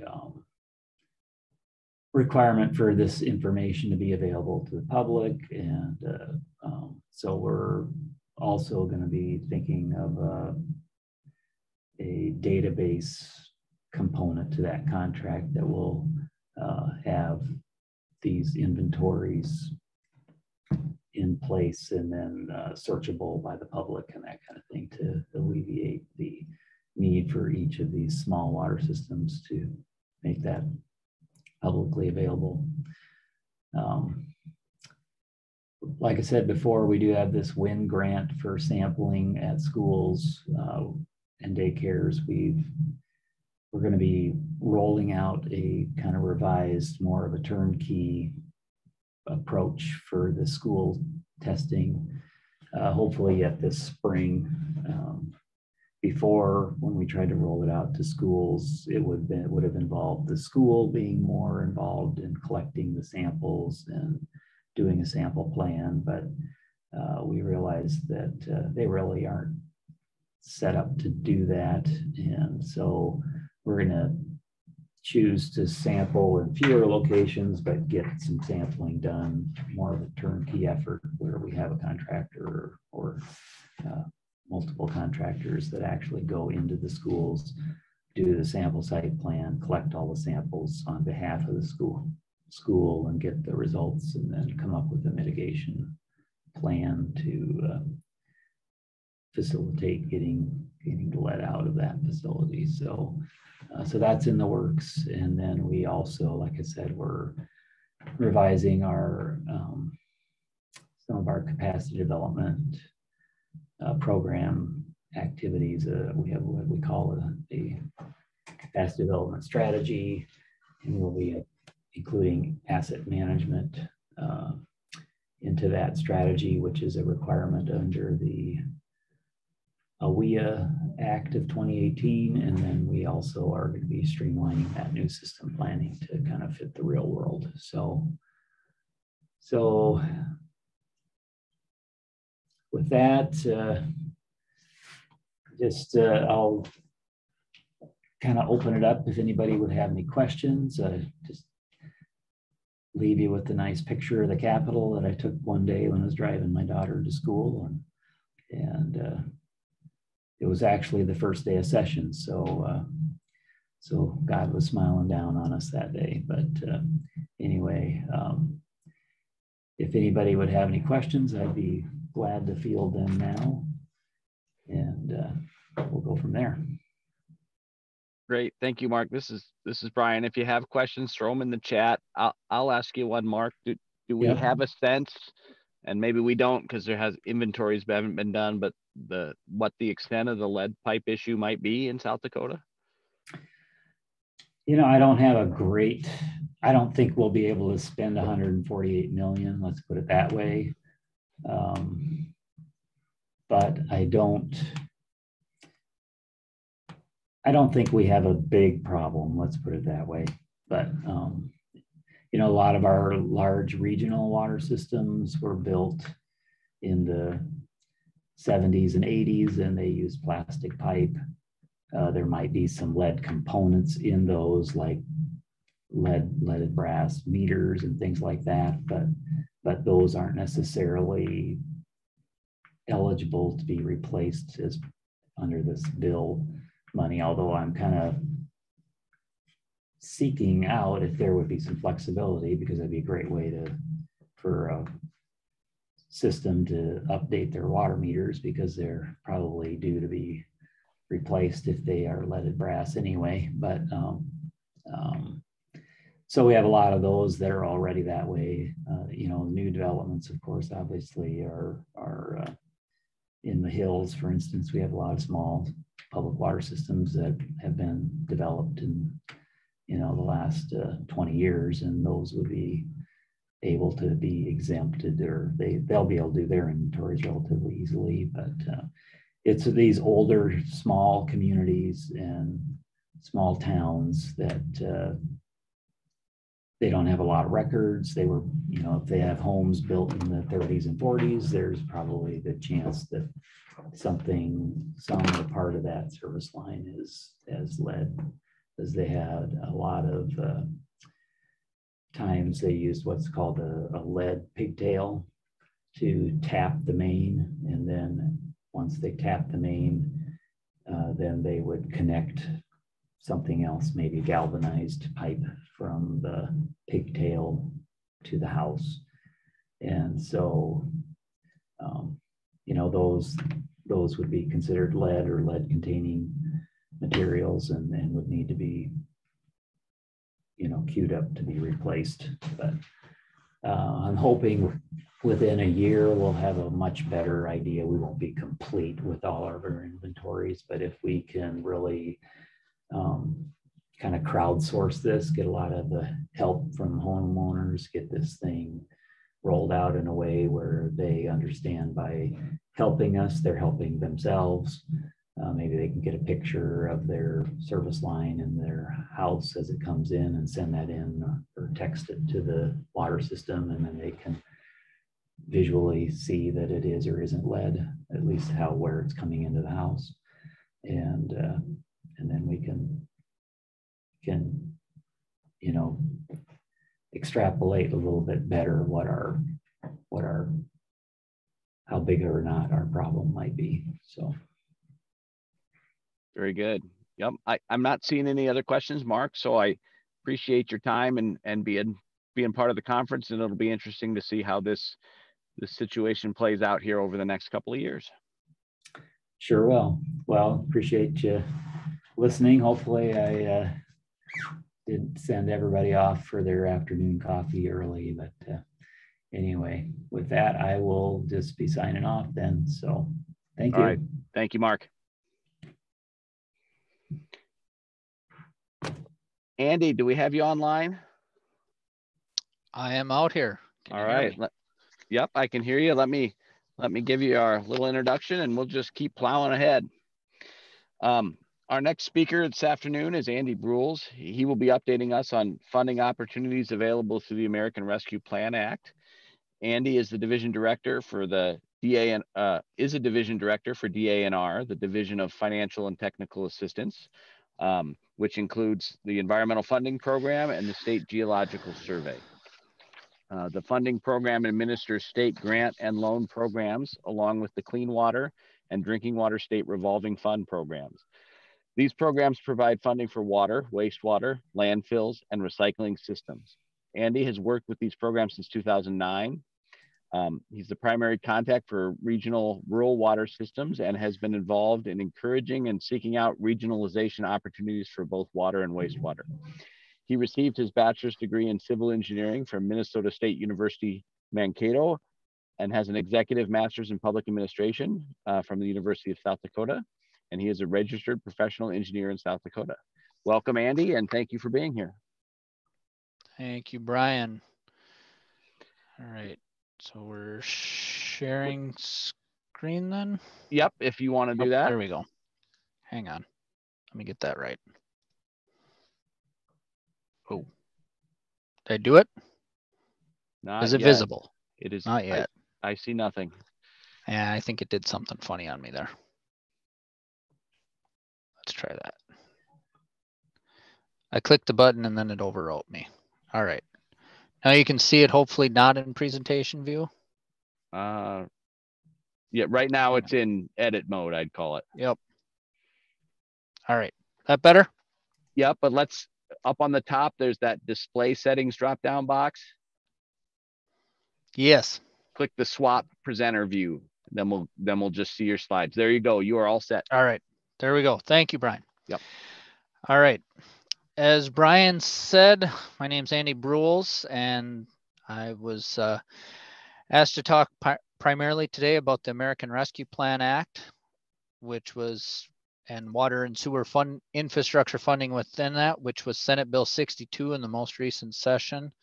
I caught kind of the end of Mark Mayor's discussion regarding the bipartisan infrastructure law, which a lot of that money that was being discussed and will be coming to the state also runs through the state revolving fund loans. So we'll certainly be heavily involved in that as we move forward also. And I think Mark probably gave about as much information as I could on that right now because we're still learning a lot there. So we'll focus today though for me on the American Rescue Plan Act and our water and sewer infrastructure. Kind of a broad overview of the presentation. I'll give a brief overview of the ARPA, as I'll refer to it most of the time going forward, what those water and wastewater eligibilities were within the ARPA, local water and sewer infrastructure, our state water plan process, the distribution criteria within Senate Bill 62, and kind of where we're at with upcoming funding rounds. So across the country, there was money allocated to states specifically. South Dakota as a state received $975 million.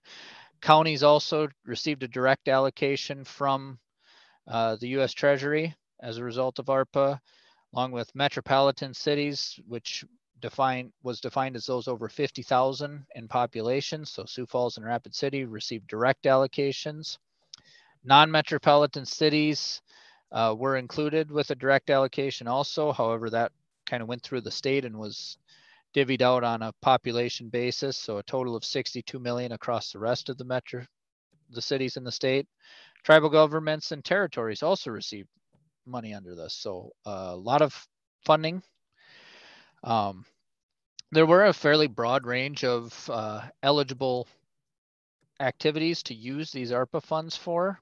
I'm not going to delve into them in detail because they are not my area of expertise, but support public health response, address negative economic impacts, replace public sector revenue loss, premium pay for essential workers, broadband infrastructure, and then water and sewer infrastructure. And This was defined as to make necessary investments to improve access to clean drinking water and invest in wastewater and stormwater infrastructure. And that's where I came into play on this, and my coworkers and those in the environmental funding program at DANR. That's our area of funding. So the American Recovery Plan Act, their primary eligible water and sewer infrastructure projects was stated, especially in the initial guidance, was state revolving fund eligible projects. Since our program oversees those state revolving fund programs, we were looked to as the experts as to what would be eligible to fund. On the clean water SRF side, that's all publicly owned wastewater treatment and conveyance, most stormwater management projects, non-point source pollution projects to include things like bank stabilization, certain components of landfill projects related to water quality, agricultural BMPs. One big note there that is not eligible is drainage and flood control projects are not eligible for state revolving fund. Those were not eligible for the American Recovery Recovery Plan Act.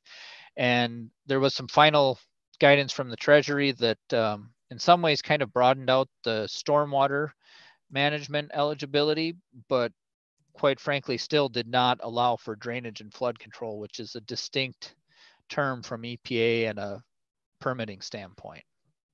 On the drinking water SRF side, what's eligible is most water storage, treatment, distribution, and source development. Projects do need to be for domestic use primarily, not for industrial use.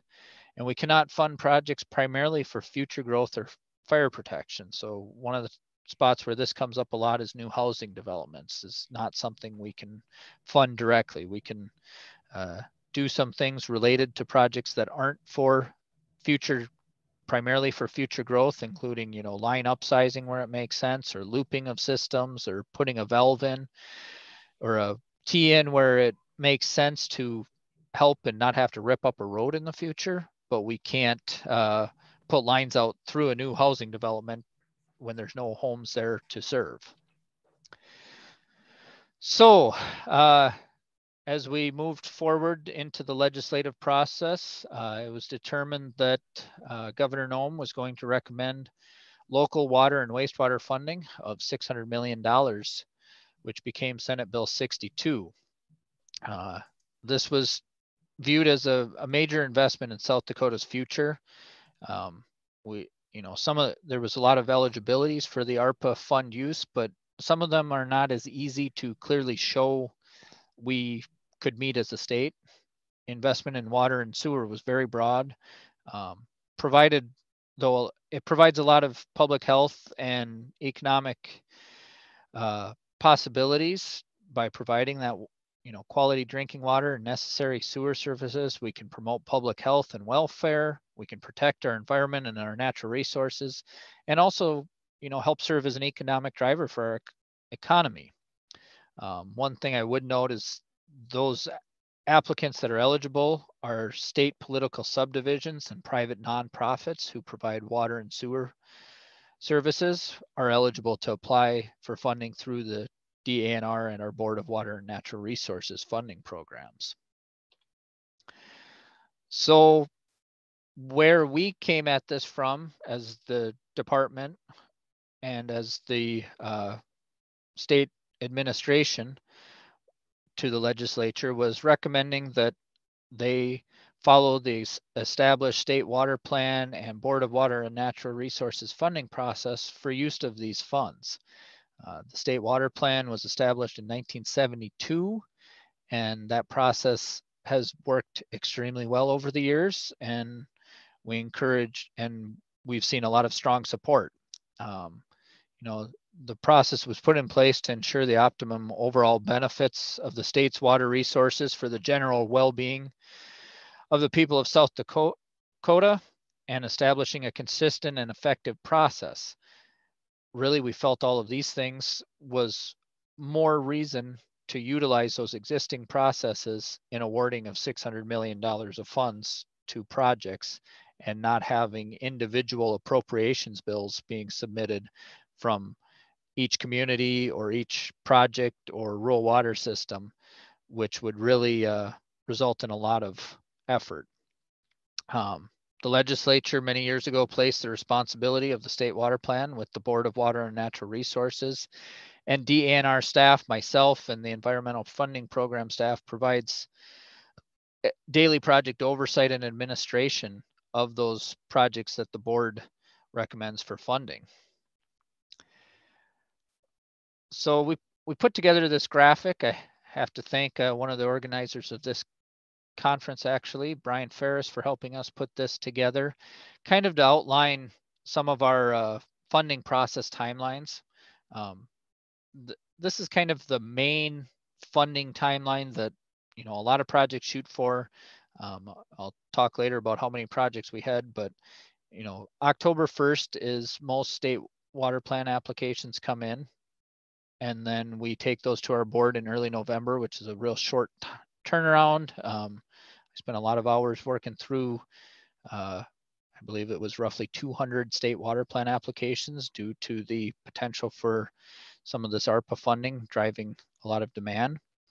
Then we move on to January 1st as being when our applications are due, and our board meeting typically happens the end of March for our first funding round of the year.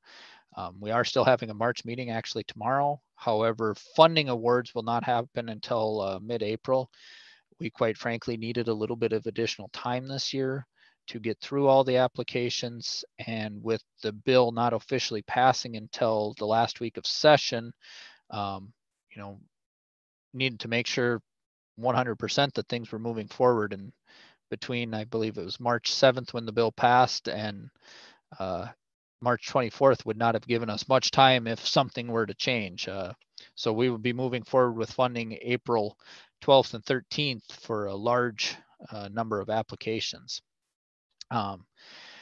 This is kind of just our next step in the wheel. So we allow for quarterly amendments onto the state water plan throughout the year.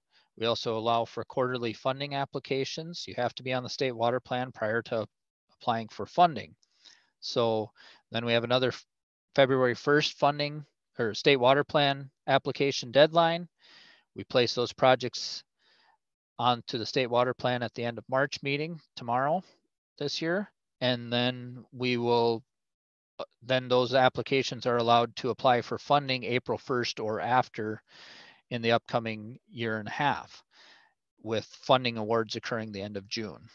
I'm not going to go over every date here, but this is kind of just a wheel continuing to show that progression of the quarterly process throughout the year, and how we allow for this to happen continually throughout the year, which made a lot of people happy that, just because you missed the October 1st state water plan application doesn't mean that you missed any opportunity for this funds or other funding throughout the year. I'd say we're a little bit unique in that in South Dakota compared to some other states. They do have a one time throughout the year you come on, and that is your time. And if you miss it, you miss out on funding for that year. So we are fortunate, and I think we do a good service to people by having these multiple rounds throughout the years. So this was a map of our state water plan applications October 1st. We've since seen another, I believe it's 41 of them that came in February 1st, just kind of showing small communities, large communities from all over the state, rural water systems, large variety of projects across the state. So it's been a very busy last pretty much 6 months for us, and looks to continue for several more months to get through this. So our Board of Water and Natural Resources process, and I talked about this a little bit, but is placement of projects onto the state water plan is the first step. Then that allows you to submit a funding application at one of our quarterly deadlines. Our staff reviews the submitted applications, and then we work to develop funding recommendations for our board consideration. In this case, we'll be utilizing the ARPA allocation criteria. So in Senate Bill 62 now, the actual ARPA allocation criteria is part of the bill itself, and I'll cover that a little bit going forward. But it would use in January, prior to that being part of the actual bill itself, we had our board take action to put in place a funding criteria that very closely mirrors Senate Bill 62. Some wording changed, but the actual process and criteria itself remains the same as that our board adopted at that January 6th meeting. We do give the opportunity for the project sponsors during the BWNR meeting to get up and speak on behalf of their project, and then the board makes a word decision. One thing that we have been able to stress is that we're utilizing an existing process and existing programs and staff. We weren't needing to grow state government, and we were taking this on through our normal environmental funding program staff. It's certainly been a challenge for them. All of my staff has risen to the challenge and done an excellent job. And I hope any of you that have worked with them have found that to be true also.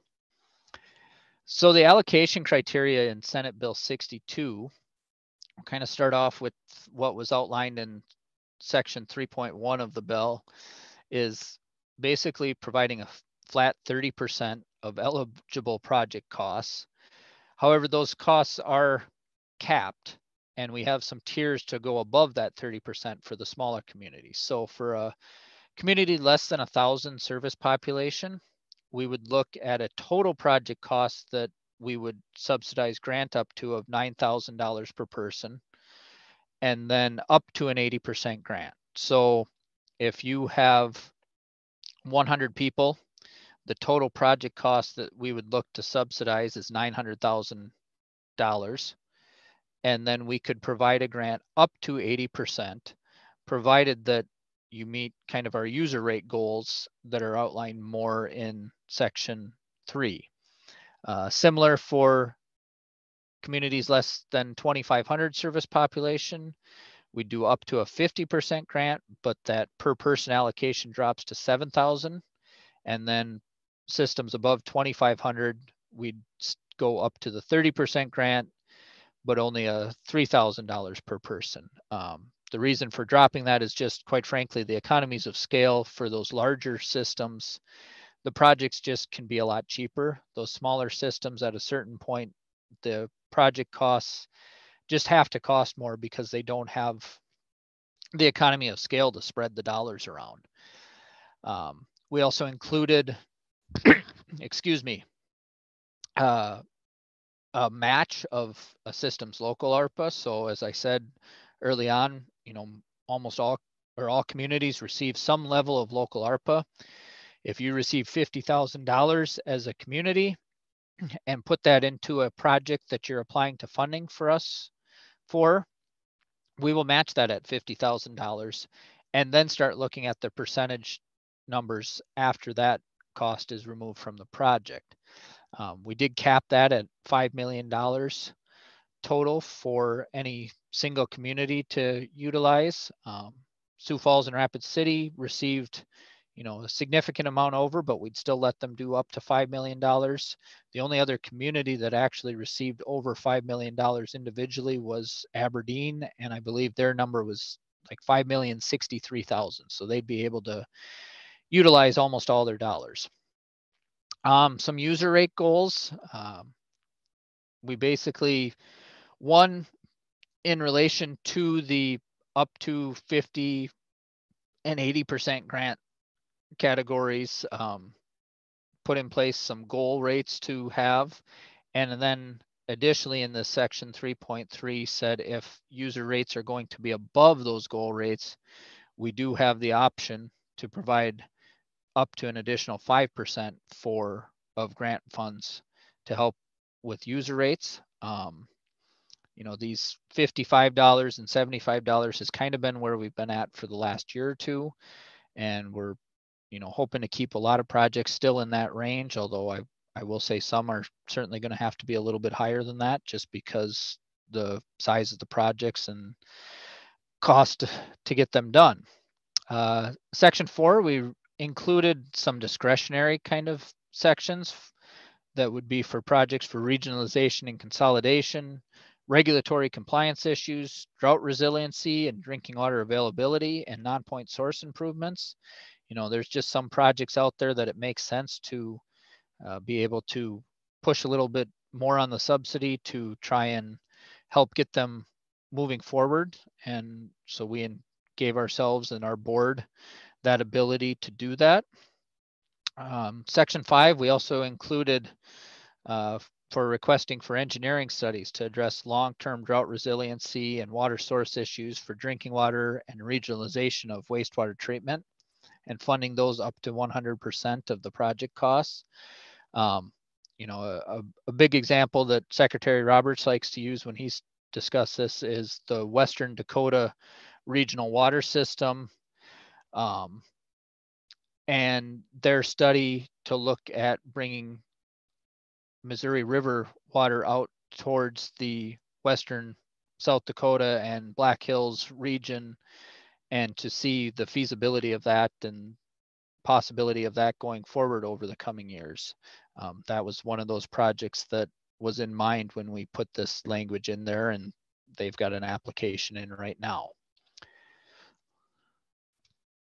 So a few important dates related to ARPA. Costs incurred prior to March 3rd, 2021 are not eligible.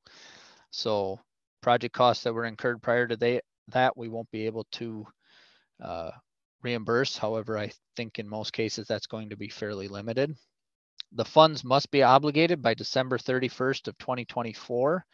And we're in what Treasury has put out, obligated means under contract. So we will be having our recipients of these funds make sure that they have contracts in place by December 31st of 2024. And then the last date is funds must be fully spent by December 31st of 2026. Again, these are federal requirements that were part of the act, and at this time we have no ability to change those. So that's where we're headed when we put dates into agreements, to try and make sure that the funds are getting spent in a timely manner and we're not left with a lot of money at the end of it that can't be used. So what we got for funding applications as of January 1st, 2022, we had 151 applications submitted and a total funding requests of a little over $1.34 billion. We have had a few applications that have been requested to defer, or a couple withdrawn because of various reasons. But in general, this is where we're looking at. We also included, as we talked about this, that we wanted to be able to go back to prior year 2021 funded projects that did not receive grant funding to the level they maybe could have through this program, and would have all had costs that were eligible after that March 3rd date. This was up to a total of 15 recipients with 19 different projects, totaling a little over $157 million. And based on the criteria and potential that some of them could put in some of their local ARPA money, I believe that that request could be up to an additional almost $54 million of ARPA funds being requested from those prior year projects. Part of the reason that those projects are also attractive is with those timeframes to get the money expended and being used. This will really help us. So good news is Senate Bill 62 passed and passed the legislature on March 7th, 2022. It was unanimously approved on both House and Senate floors. Governor Noem officially signed the bill yesterday, so it is fully in place. And as I said earlier, we will be making our initial funding awards recommendations to the Board of Water and Natural Resources, and they'll be taking action on April 12th and 13th. With that, I would open it up for any questions, Brian. Yeah, thank you, Andy. One has come in so far. Can applicants request funding to access or clean up contamination that they encountered during a project? So this funding is not for cleanup of contamination. This is for water and sewer infrastructure funding. So this would be for, you know, water lines, wastewater lines, storm sewer.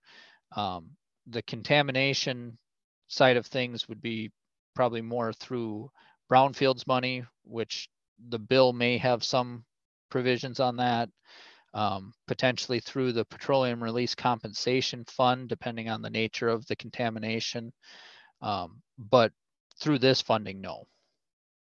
Okay, and then I have a question, and you touched on it some, but this ARPA money is for projects is, how do I say this?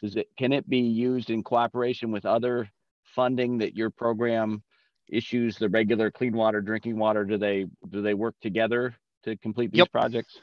Yeah, so great question, Brian. I should have talked about that probably a little bit myself.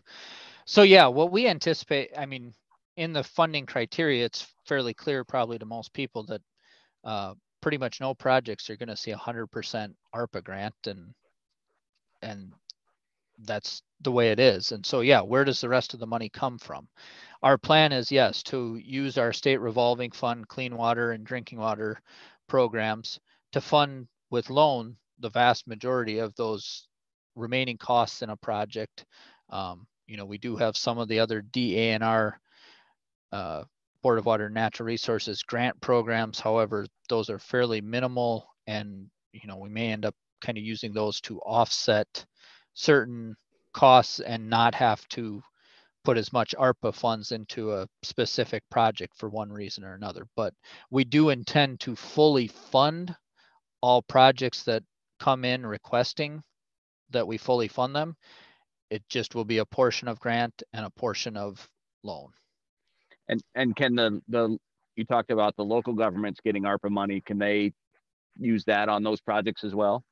Yep. Yeah, they certainly can. That was something early on we reached out to them, and in anticipation of Senate Bill 62 being passed and our criteria, you know, being included that allowed for that local match, we encouraged those applicants that were coming in to put their local ARPA into the project.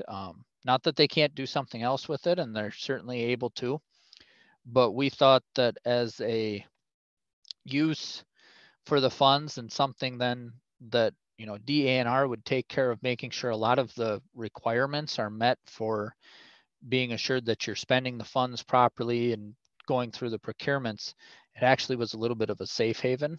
I will say, I think of the 151 applications, I believe we had 40 or a little bit more of them that indicated putting their own ARPA funds into this project. And, you know, that's actually a pretty high percent, especially when you consider that some of our applicants are rural water systems or sanitary districts that didn't receive a direct allocation. So they wouldn't have been able to put their local ARPA in unless a county or city gave it to them. And I don't believe any of that occurred in this current round.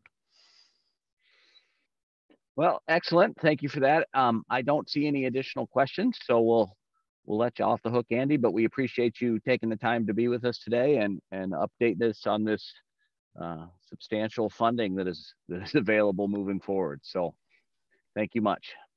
Thank you, Brian. Have a good day, everyone. Yep. All right. Our final speaker of the day is Dr. Steve Aumeier. He will be providing us with an overview of advanced nuclear energy, past, present, and future. Dr. Aumeier serves as Senior Advisor for Nuclear Energy Strategic Programs at the Idaho National Laboratory. In this role, he is responsible for developing strategies, programs, initiatives, and partnerships to advance U.S. energy security and clean energy objectives.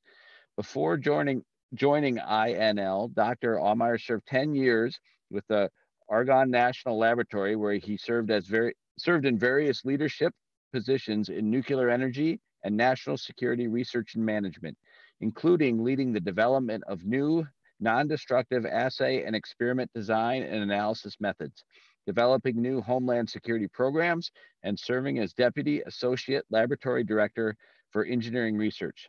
He also served a special assignment with the National Nuclear Security Administration in Washington, D.C. as a technical advisor on counterterrorism issues, where he helped establish national strategies to address radiological threats. He has been honored for professional achievement by Idaho State University College of Engineering, and is alumni of merit by the University of Michigan Department of Nuclear Engineering and Radiological Sciences. Dr. Aumeier holds a PhD in nuclear engineering from the University of Michigan and an MBA from the University of Chicago. Welcome, sir, and I will go ahead and pop up your slides so that you are ready to go. Okay, thanks. Thanks, Brian. Can you hear me okay? I can. Good. Can you put those in presentation mode? I am working on that. 1 second. Yeah, so we had to lean on Brian to drive my slides. The Zoom has issues. That is okay. So I think we are set. So if you'll just give me the advanced slide high sign when you need to, I'll take care of it. Good. Why don't you go ahead and forward the slide? There we go. So advanced nuclear energy. I do need to say a little bit about my home organization before we talk about nuclear energy, because it's had such a big imprint on global commercial nuclear energy. So INL is one of 17 national labs around the country. It's one of the applied energy labs, and our focus is on nuclear energy, but also a very heavy role in homeland and national security programs, and even broader into renewable energy manufacturing and these things. But our roots are run very deep in nuclear. It's about a 5,000 person laboratory now. The budget is around $1.5 billion a year. And the lab over the past 65 plus years has touched just about every aspect of bringing commercial nuclear energy from just an idea to an enormous global enterprise that it is today. At the lab, we had the first nuclear power plant, EBR-1, the first city, US city, to be powered by nuclear energy. The first submarine reactors were tested here on the High Plain Desert in Idaho. First mobile reactors, lots of other firsts, including a number of different pivotal safety demonstration tests for various reactor types. So our roots run very, very deep. Next slide. And by the way, I'm happy to talk about the lab or nuclear energy or other related topics at the end of the presentation, wherever the group has interest. But let's talk about what we've seen in the past, why we're seeing a resurgence in interest in nuclear energy, and why the commercial nuclear systems that people are interested in for the very near future are so different than what we've seen in the past, and where they're the same as well. Next slide. So we'll talk a little bit about, I'll give you a little bit of perspective on the fundamental differences, both in deployment environment, as well as some of the technologies, and want to talk about why, just in a very general sense, why the technologies are different than the last generation nuclear technologies, and why that is. Why is the market asking for the types of technologies that we're looking at? I do want to touch a little bit about the difference, not really the difference, or the role of the national laboratories in this space versus industry. We are not part of, quote, the nuclear industry. We're a national laboratory working in the in the national interest. And then want to end up by talking a little bit about where you might see some of the economic potential in the nuclear energy space, especially as we see even more pull toward net zero carbon emissions, and also a renewed concern about economic and energy security and how they're connected in a geopolitical sense. Next slide. So go ahead and click 2 more times. You know, the bottom line, one of the key takeaways that gives one context with advanced nuclear energy is looking at how different the market conditions in the world were 70 years ago, 65 years ago, when commercial nuclear energy was first started in this country. We led the way in commercial nuclear energy, had a rapidly growing post-war economy that required a lot of addition of generating resource. Energy, I'm fascinated by just looking at the energy consumption then versus now, 130 quads of energy versus 540 quads that are consumed globally today.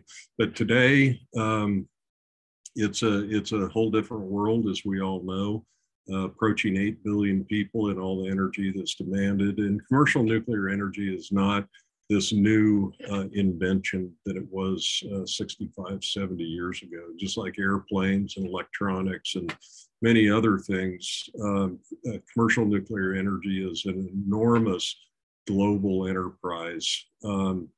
By some estimates, between 2 trillion and $8 trillion enterprise over the next 20 to 40 years. Roughly 450 reactors operating around the world, 31 countries. And as we look into the future, with a population that will approach very soon 9 billion people, and very asymmetric growth in especially electrical energy demand, with less growth in the developed world and much more demand coming out of emerging economies. We're going to have to figure out better ways to produce electricity, but also to power industry. We need heat to power industry. So that's an important recognition that we'll touch on at the very end of this talk. But again, the takeaway here is new from a brand new invention 65 years ago to today, a really large and mature global enterprise, and that's what you see with nuclear energy. Next slide. In the U.S., as you probably know, there's quite a few nuclear reactors operating, has been for quite some time. I think the current count, I think that number still is correct. There might be 1 or 2 fewer, but nuclear energy produces about 20% of the electricity consumed in this country, and about, I think, over 50 to 60% of the zero emission greenhouse gas emission energy that's consumed. There are a couple of reactors under construction.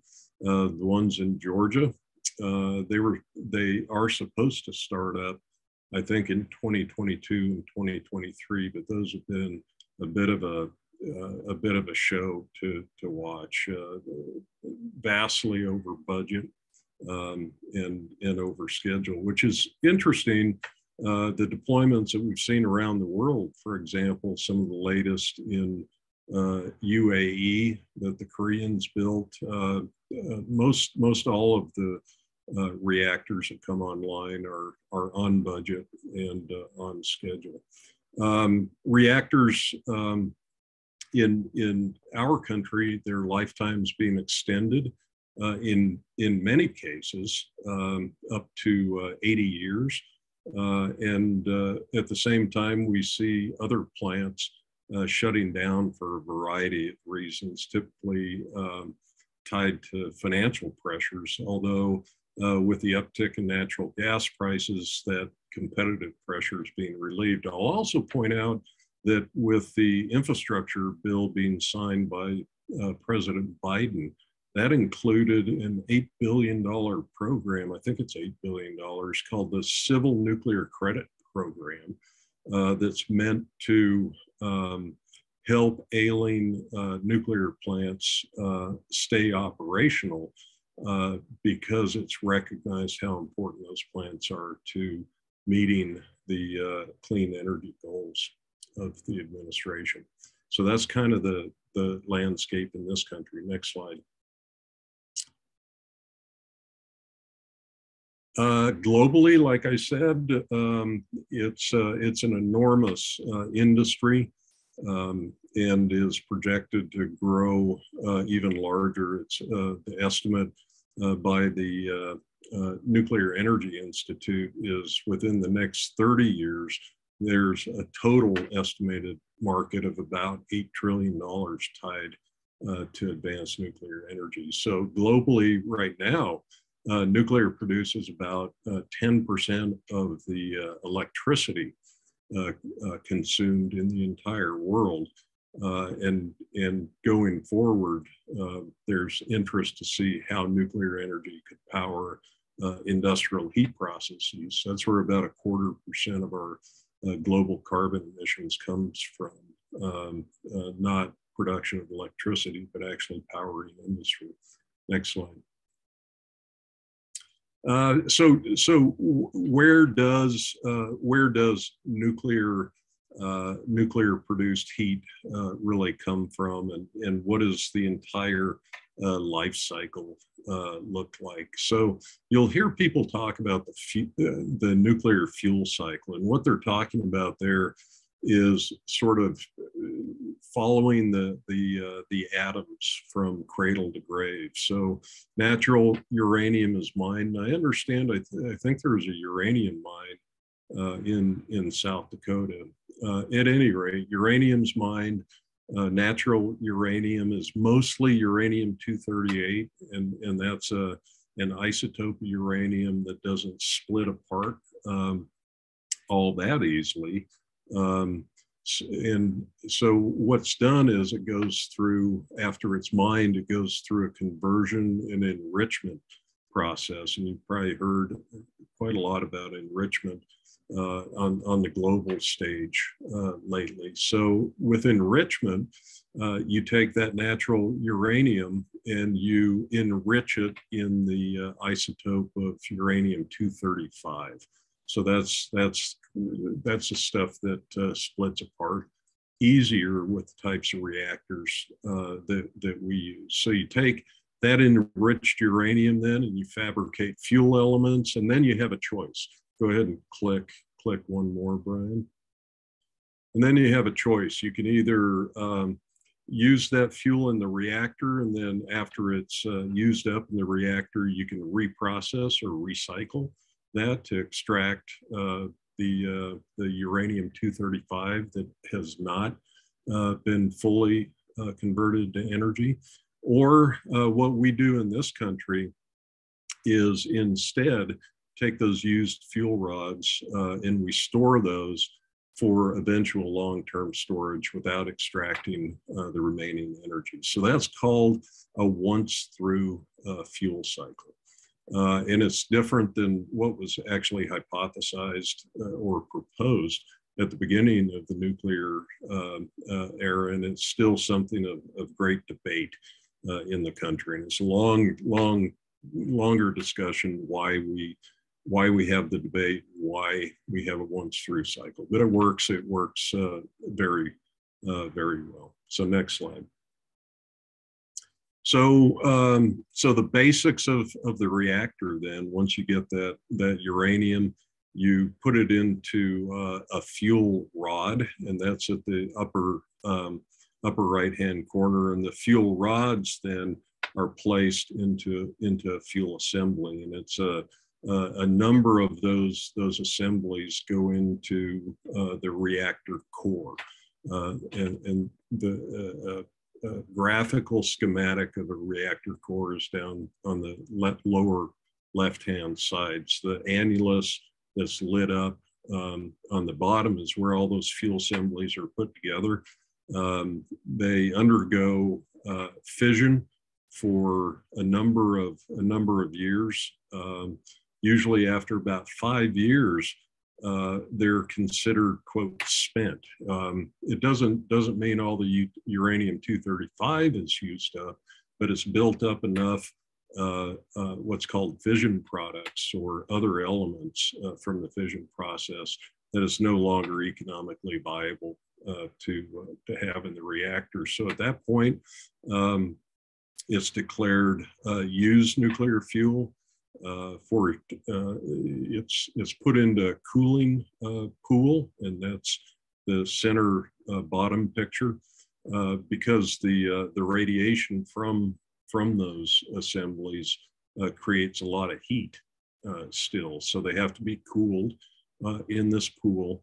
And then what happens in this country is that after a number of, I think it's typically on the order of years, in that cooling pool, they're cool enough, you take them out, you put them in dry storage on site. It's really a small volume of material then that you're left to manage at the end. But that's sort of how you take what comes through the nuclear fuel cycle, put it into a reactor, you convert a number of those atoms to energy, and then you store the used fuel. The bottom line is the same as with any power plant, you're boiling water. And it really is that fundamental. Instead of burning gas or coal to boil water, to turn a turbine, to make electricity, you're splitting atoms. And that's the fundamentals of it. Next slide. So, like I mentioned, after those assemblies cool in those pools, in this country, because we don't have a long-term or a permanent repository for that used fuel, the used fuel stored on site in those large concrete canisters that are shown at the bottom center of that picture. All of the fuel, I've got a nice picture somewhere if you're interested, that shows all of the fuel that generated electricity, thousands and thousands of megawatt hours of electricity for 30 years at one nuclear power plant is stored on a pad about that size. So that's the amount of used material that gets managed. And the reasons why we don't have a permanent repository, that's a topic for a whole nother presentation if you're interested. But the bottom line is the government has failed to open such a repository. So all of the utilities manage that used material on site in these containers, which are just super simple and super robust. Next slide. So let's talk about the types of nuclear reactors that are out there now, what you're seeing come into the marketplace actually today and into the near future, and why that matters. So today, all of the reactors that are operating, like we mentioned before, they're all what's called light water reactors. That just means they're cooled, and not just cooled, but the neutrons are slowed down in a water bath, a light water bath. They're very large reactors. Each of the reactor construction projects are mammoth undertakings. The picture you have here is actually the Vogel plant under construction in the southern United States right now. They're 1,000 megawatt, upwards of China is building, I think, 1,800 megawatt reactors. The towers that you see associated with these reactors, those are cooling towers. That isn't the reactor itself. The reactor is that little thing kind of between the building and those cooling towers.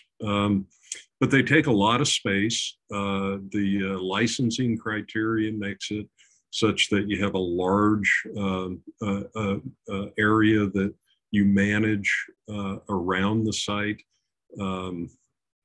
Many miles of emergency zone and such, and they're all custom built. Again, that's part of what drives some of the project overruns that we've seen time and time again through the years in this country. Next slide. So then came, and it's not really so much that then came along small modular reactors. We've had small modular reactors before, but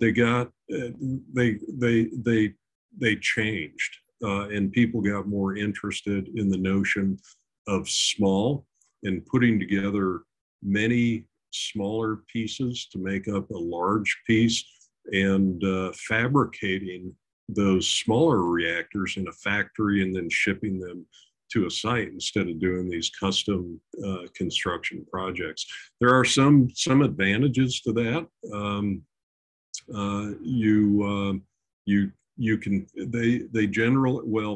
All of the ones that have been proposed and the ones that have gone through licensing they have features that are called inherent safety features. So they have less reliance on engineered safety features and more reliance on natural phenomena to provide really highly robust safe systems.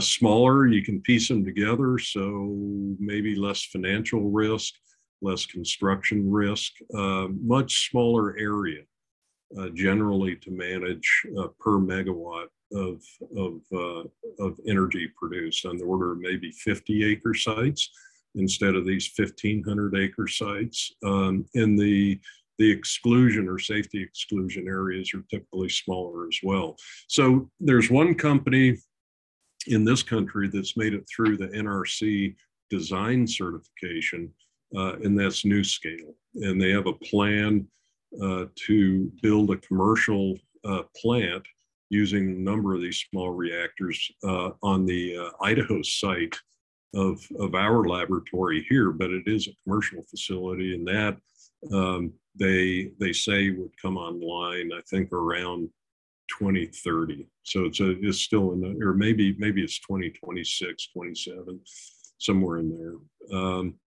But you'll hear about small modular reactors, and we'll talk a little bit more about what modular means in a minute. But they're much different than these big, massive reactors that you see all around the country today. Next slide. Now the ones that I'm really particularly very interested in are micro reactors. So this slide says they're 20 megawatts or less, really about 50 megawatts or less, factory fabricated.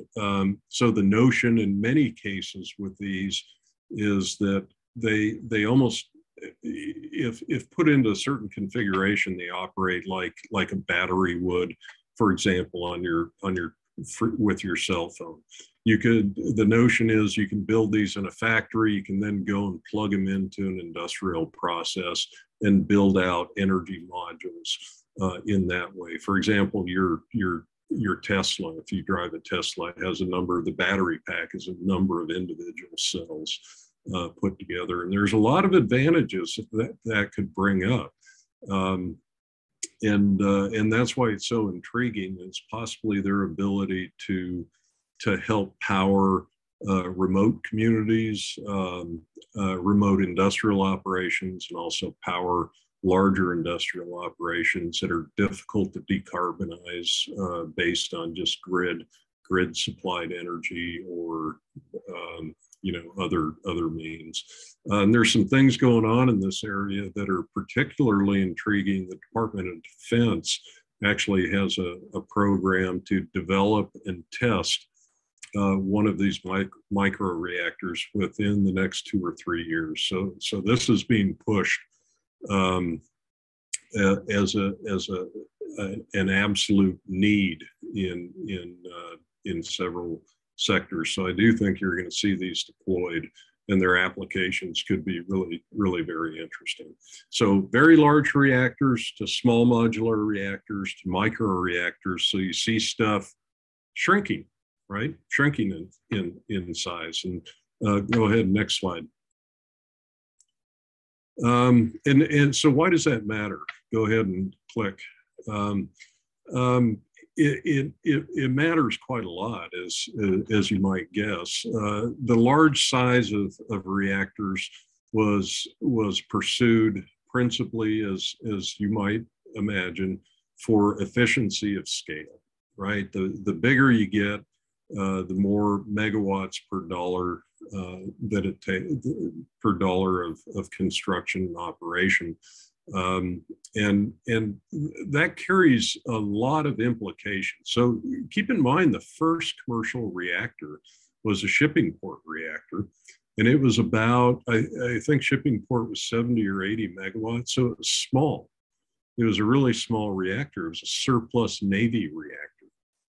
So you see how Department of Defense actually was at the leading edge of what is today commercial nuclear energy. But the bigger things got for these efficiencies of scale, you also then had to have very robust safety system. Well, you always have robust safety systems, but the safety systems have to consider very high system pressures, a lot of heat, decay heat, to be removed in different reactor control mechanisms. So the decay heat, keep in mind, a very large reactor, these light water reactors, when you shut them down, they're still sitting there producing about 7 megawatts of heat.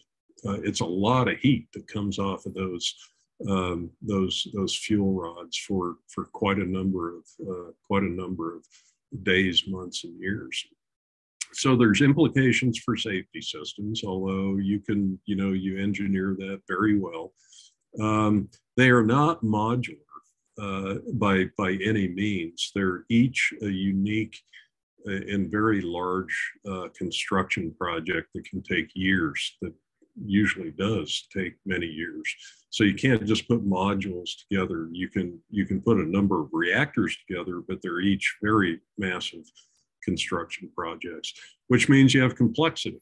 So, which means you have capital at risk, which means you're gonna have to pay in terms of financing for that capital at risk during while it's being constructed, right? So these are all costs associated with the chasing efficiencies of scale. And nowadays, remember we talked about, well, nowadays there might be a mismatch between what you produce and what you actually need in terms of electricity. So electrical markets aren't growing very fast. So sometimes, it doesn't make sense to drop, 1,500 megawatts in one shot into one market. Many parts of the world it does. China's building nuclear reactors like crazy. And I think that's a technical term, like crazy. They are bringing lots of large reactors on because they need the power. But in other areas, you might not have that need, so you could have underutilized capital generating electricity. Click once, please. So size and power, the size of these systems really increased dramatically over the years as the commercial nuclear industry matured. Lots of implications to that, but basically they got big to chase efficiencies of scale, but then there are things you give up in that process too, for example, financing and complexity. Next slide. So that leads me to introduce then why, what and why is being pursued today. And there's a number of different reactor types, and they're generally trending much smaller than those very large systems. They're also integrated, and I'll explain what that means in a minute. And they're also tend to be modular, or at least many of them are modular. And why? Well, versatility in applications of these types of systems. So like I said, you want to better match, more efficiently match what's needed if you're producing electricity. So matching load to generation size, and then build out a number of these units rather than just building one huge one and then waiting for the load to catch up. They're being looked at to power industrial operations, which again is critical in the objective of lowering greenhouse gas emissions, because a large fraction of emissions comes from industrial activity.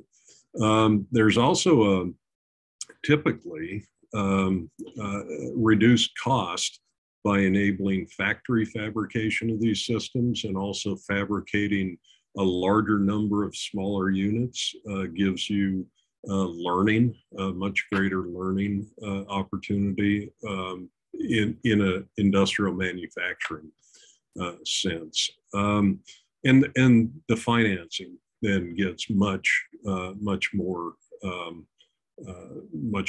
efficient. So efficiencies across the board, even though you lose some of the engineering efficiencies and thermodynamic efficiencies of size, the notion is actually what pencils out to be, you gain more advantage in a number of areas by going smaller, even though there is a cost.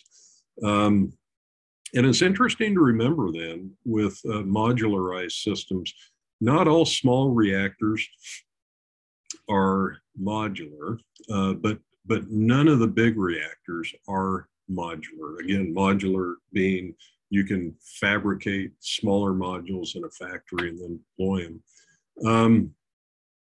And the advantages I mentioned. I do want to emphasize this point. Although we're seeing a number of different reactor developers coming forward with new designs, none of those designs are fundamentally brand new. There's been reactor demonstrations in this country and around the world of just about every class of reactor over the past 60, 65 years. At this site alone in Idaho, we've tested and demonstrated more than 50 reactors of different varieties over the years. So it's all built, all these reactors are really they're built up on a huge body of research conducted for decades at the national labs and universities to some extent. So small, these come in very small, the microreactor sizes, more of a medium size. So the new or the proposed TerraPower Natrium nuclear reactor that's proposed to be built in Wyoming is sort of medium-ish sized, about 300, I think it's 340 megawatt.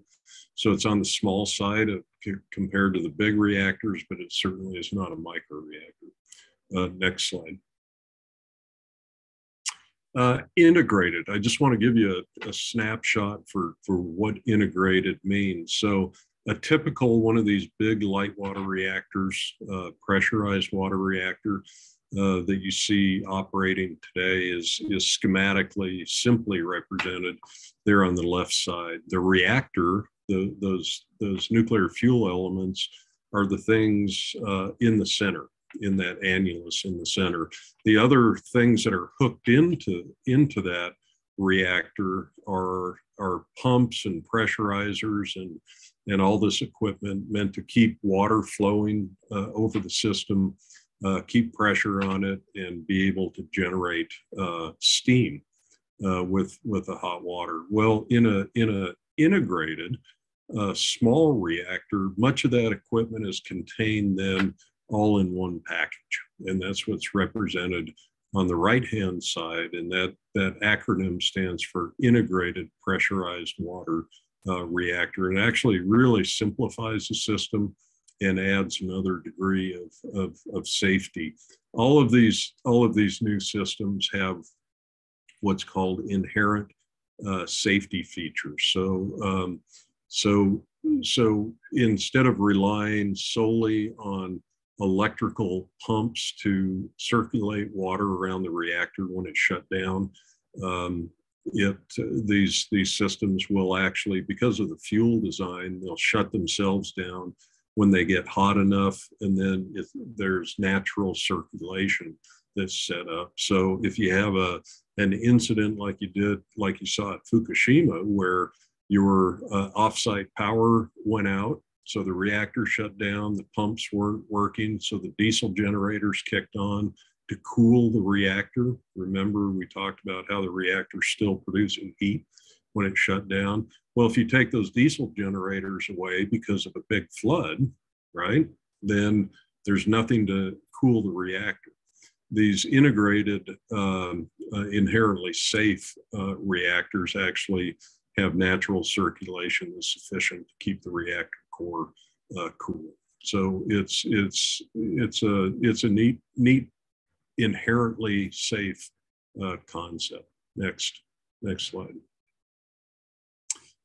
Some of the key things that enable these kinds of systems are the same things that have changed your world in in just about every way, from your car to your phones to your just about everything you touch in everyday life.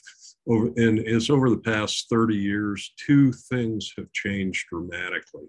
One is materials, advanced material science, and in the nuclear space, fuels are a big focus of advanced materials, and much of what you see being proposed for deployment in the future is going to rely on fuels like, these are called TRISO fuels. TRISO stands for tristructural isotropic, and really all that means is that little pebble has just a tiny kernel of that enriched uranium at the center, and then it's coated with layers of two different types of materials that self-encapsulate every little fuel element. So that provides this added safety feature as well. And typically you might hear about high assay, low enriched uranium. So most of these advanced reactors will require fuel that has a higher enrichment than those big light water reactors. So instead of 5% in uranium-235, they're going to have close to 20%. That means you can pack more into a small space, and it lasts longer. You don't have to refuel the systems as much. So new materials are a big deal over the past 30 years or so.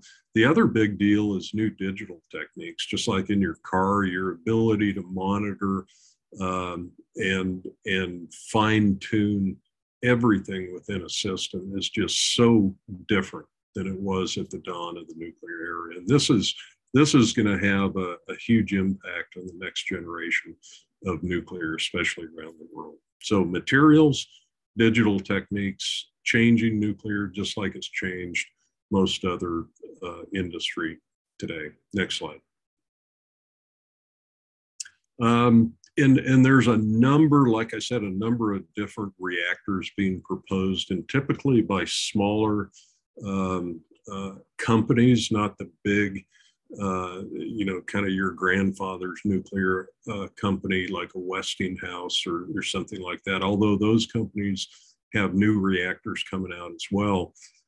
Our site and other sites around the country are going to play a key role in demonstrating and also testing a number of these different systems. This slide just has a lot of these different tests on a timeline. These are things that we're working toward in the coming 10 years. So one of the first is what we call the Marvel reactor. It's a little test and demonstration reactor we're going to build here at the lab to test mostly advanced control technologies and things like that. A big one to watch is this Project Pele. Again, that's being driven by DoD because of their needs for mobile energy, high density energy. So that's a mobile reactor. And yes, we've done mobile reactors quite a lot in the past, but this is a brand new engineered system that you'll probably see within a couple of years. There's a number of others, but just the takeaway is there's a lot going on in advanced nuclear space. Next slide. So go ahead and click through this. I want to just end with sort of looking beyond what maybe is the most obvious application for reactors. So we use reactors today to produce electricity, or if you're in the Navy, they produce electricity and heat to move a ship or a boat around. But in terms of electricity, reactors are really only used today for baseload electric, and baseload electric is only maybe 50-ish% of what we use in this country. So if worldwide, if nuclear just focused on baseload electricity, say producing 10-15% of global electricity, it means you're only really going to touch maybe less than 20% of the energy market that you need to be able to touch with a zero emission source. And that's constraining. But what if you can imagine that these innovative, very small reactors, like the concept that's in the picture on the right, these plug and play reactors, very small reactors, are able to be plugged into industry or power smaller applications. Then the ability of nuclear energy to be able to help, I don't like the term decarbonize, really take the emissions out of a much broader swath of economic activity, and also help developing countries in a more cost-effective way. And then the game changes, and it changes substantially. So that's actually what you might see. Next slide. Go ahead and click one more.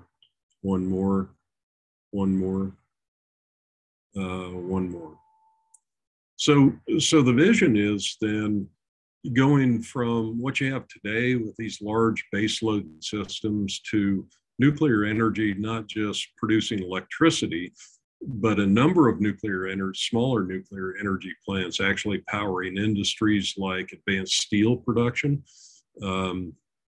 with mini mills, synthetic chemical processes, hydrogen generation. And actually, these reactors match needs for modular hydrogen generation quite well, and other industrial operations. What's really intriguing from an economic development standpoint is if you start down this path of embedding nuclear energy into a variety of processes, there's a lot of manufacturing and fabrication on the non-nuclear side that can go with that creates a lot of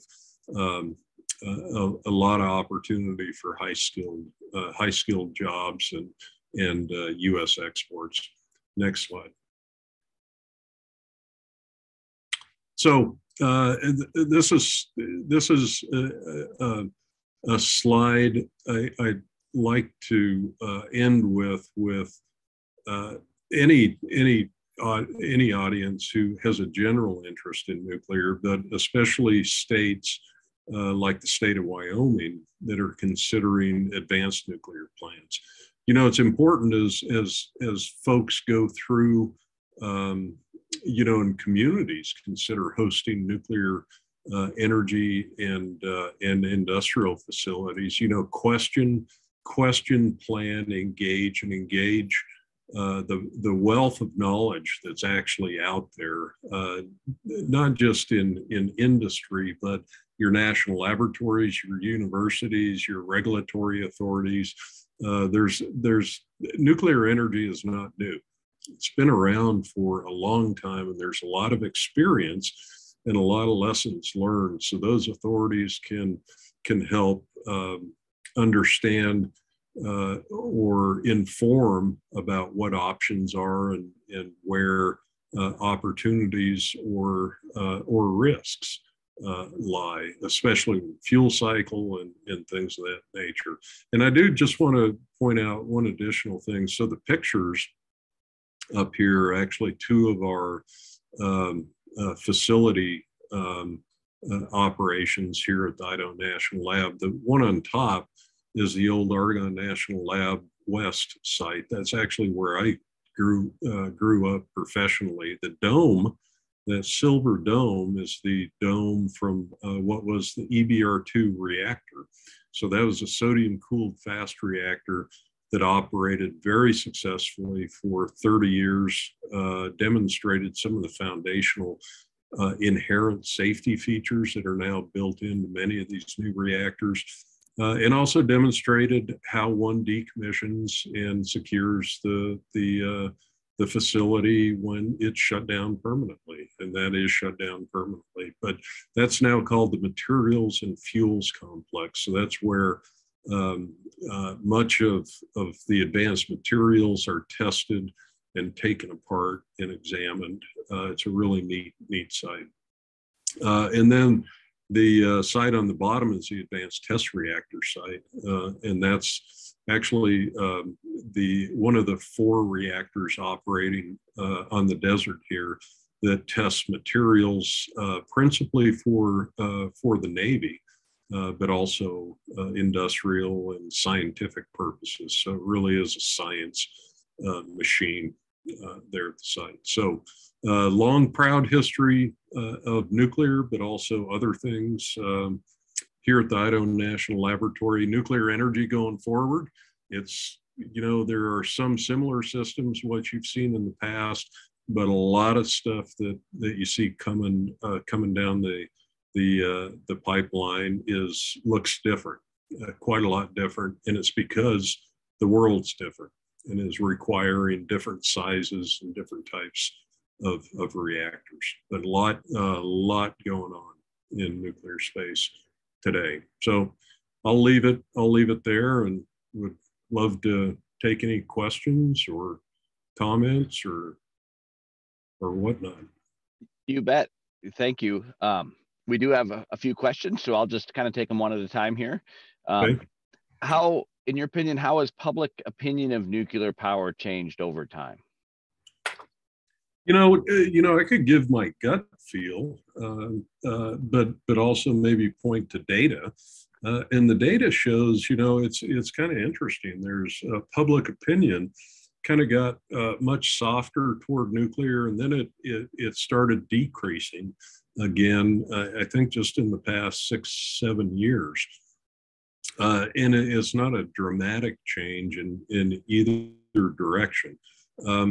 In many communities, communities both in terms of, you know, towns and such, but in business communities, in the climate communities in particular, there's actually a massive shift that we've seen in recognizing that number one, it's really important to keep the reactors we have operating if you're concerned about carbon emissions. And number two, for the future, nuclear energy really has to be a part of a world of 9 billion people. It's not the only energy source, obviously, to lean on.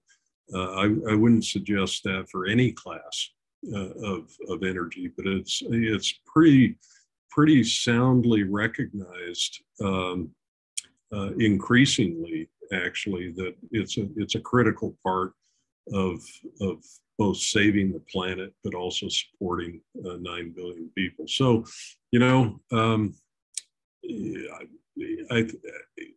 I think generally it's people are much more positive about nuclear energy. The biggest critiques that I see, and they're well-founded critiques, especially in this country, is, hey, these things are always massively over budget. And, that has been the experience in this country and actually a couple other Western country deployments. But it certainly isn't a uniform experience throughout the world. I mentioned the UAE reactors, reactors in China, some reactors in Europe. And then the other concern is always people question safety. And that's where it's really important to pay attention and to look at the fundamentals of the old systems, the new systems. What is safe? What does safety mean, and what can go wrong, and what mitigates problems when it goes wrong? So those are the two largest critiques. But in general, I see much more favorable opinion. So Brian, that's my classic way of taking a very simple short question and babbling on for 3 minutes about it. Sorry about that. No problem. Appreciate it. Another one, could you comment on the thorium reactors and the plant being built in, I'll probably pronounce it wrong, Wei, China? So I can't comment on any Chinese experimental thorium-based system. So remember, okay, go back to put the picture of that fuel cycle that I talked about in your mind. So the thorium fuel cycle is built on thorium. The thorium that they're extracting isn't actually the isotope that splits apart and creates heat. Okay, the thorium is actually bred into boy, I'm forgetting my basic nuclear science now. It's actually bred into uranium-233. I'm embarrassed I don't know that right off the top of my head, but you are breeding thorium into fissile uranium and then splitting that. So there are some waste management advantages and there are some disadvantages. The practical challenge with a thorium cycle that I always try to remind people about is that the world is standardized on uranium fuel cycles. So a thorium fuel cycle would, I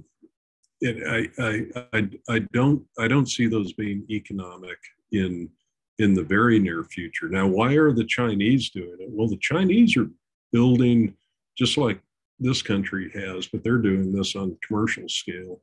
They're building one or two of just about everything, and they're gonna diversify their mix in that way. So they've also built high temperature gas reactors, light water reactors, including pressurized water reactors, boiling water reactors.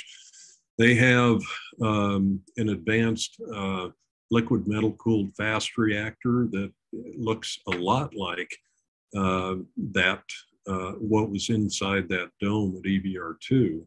And I've actually toured that facility outside Beijing. But yeah, so they're building lots of different types of reactors. But with the thorium fuel cycle, it's obviously clearly a viable fuel cycle. I just don't see it being economic or advantageous in the short or midterm. Okay, and we'll take one more here before we close. Do do you anticipate any potential in the development of nuclear fusion technology? Yeah, I mean, I'm certainly not an expert in that area, but there's what's interesting is there's not a not insignificant amount of private capital, venture capital being put on fusion systems. And, you know, of course, the joke always is, well, fusion is always 50 years out. And what do we have to do in the future? So, yeah, you know, we need to keep the science and applied engineering going in that area. Do remember, fusion reactors still produce radioactive waste. Okay, their radioactive materials come from those systems as well. So, you know, as you all, I'm assuming generally environmental and policy professionals, you all know nothing that we do is a free lunch, right? And we need to understand what the benefits and the risks and the costs and essentially what the value of different options are. And that's actually one of our, not just pet projects, but a significant initiative. We have what's called the Emerging Energy Market Analysis Initiative that has an emphasis on helping communities understand and helping us understand the complicated calculus that goes into what is valuable to you and your community, what is valuable to a different community, and what are those elements of value. And there's price, there's resilience, there's waste management, there's emissions, there's all kinds of, there's social values that go with it. So that's my long way of saying, you know, folks, there's no free lunch. So let's understand what we need, when we need it, and, you know, figure out what the most valuable options are for the place that we need it. So.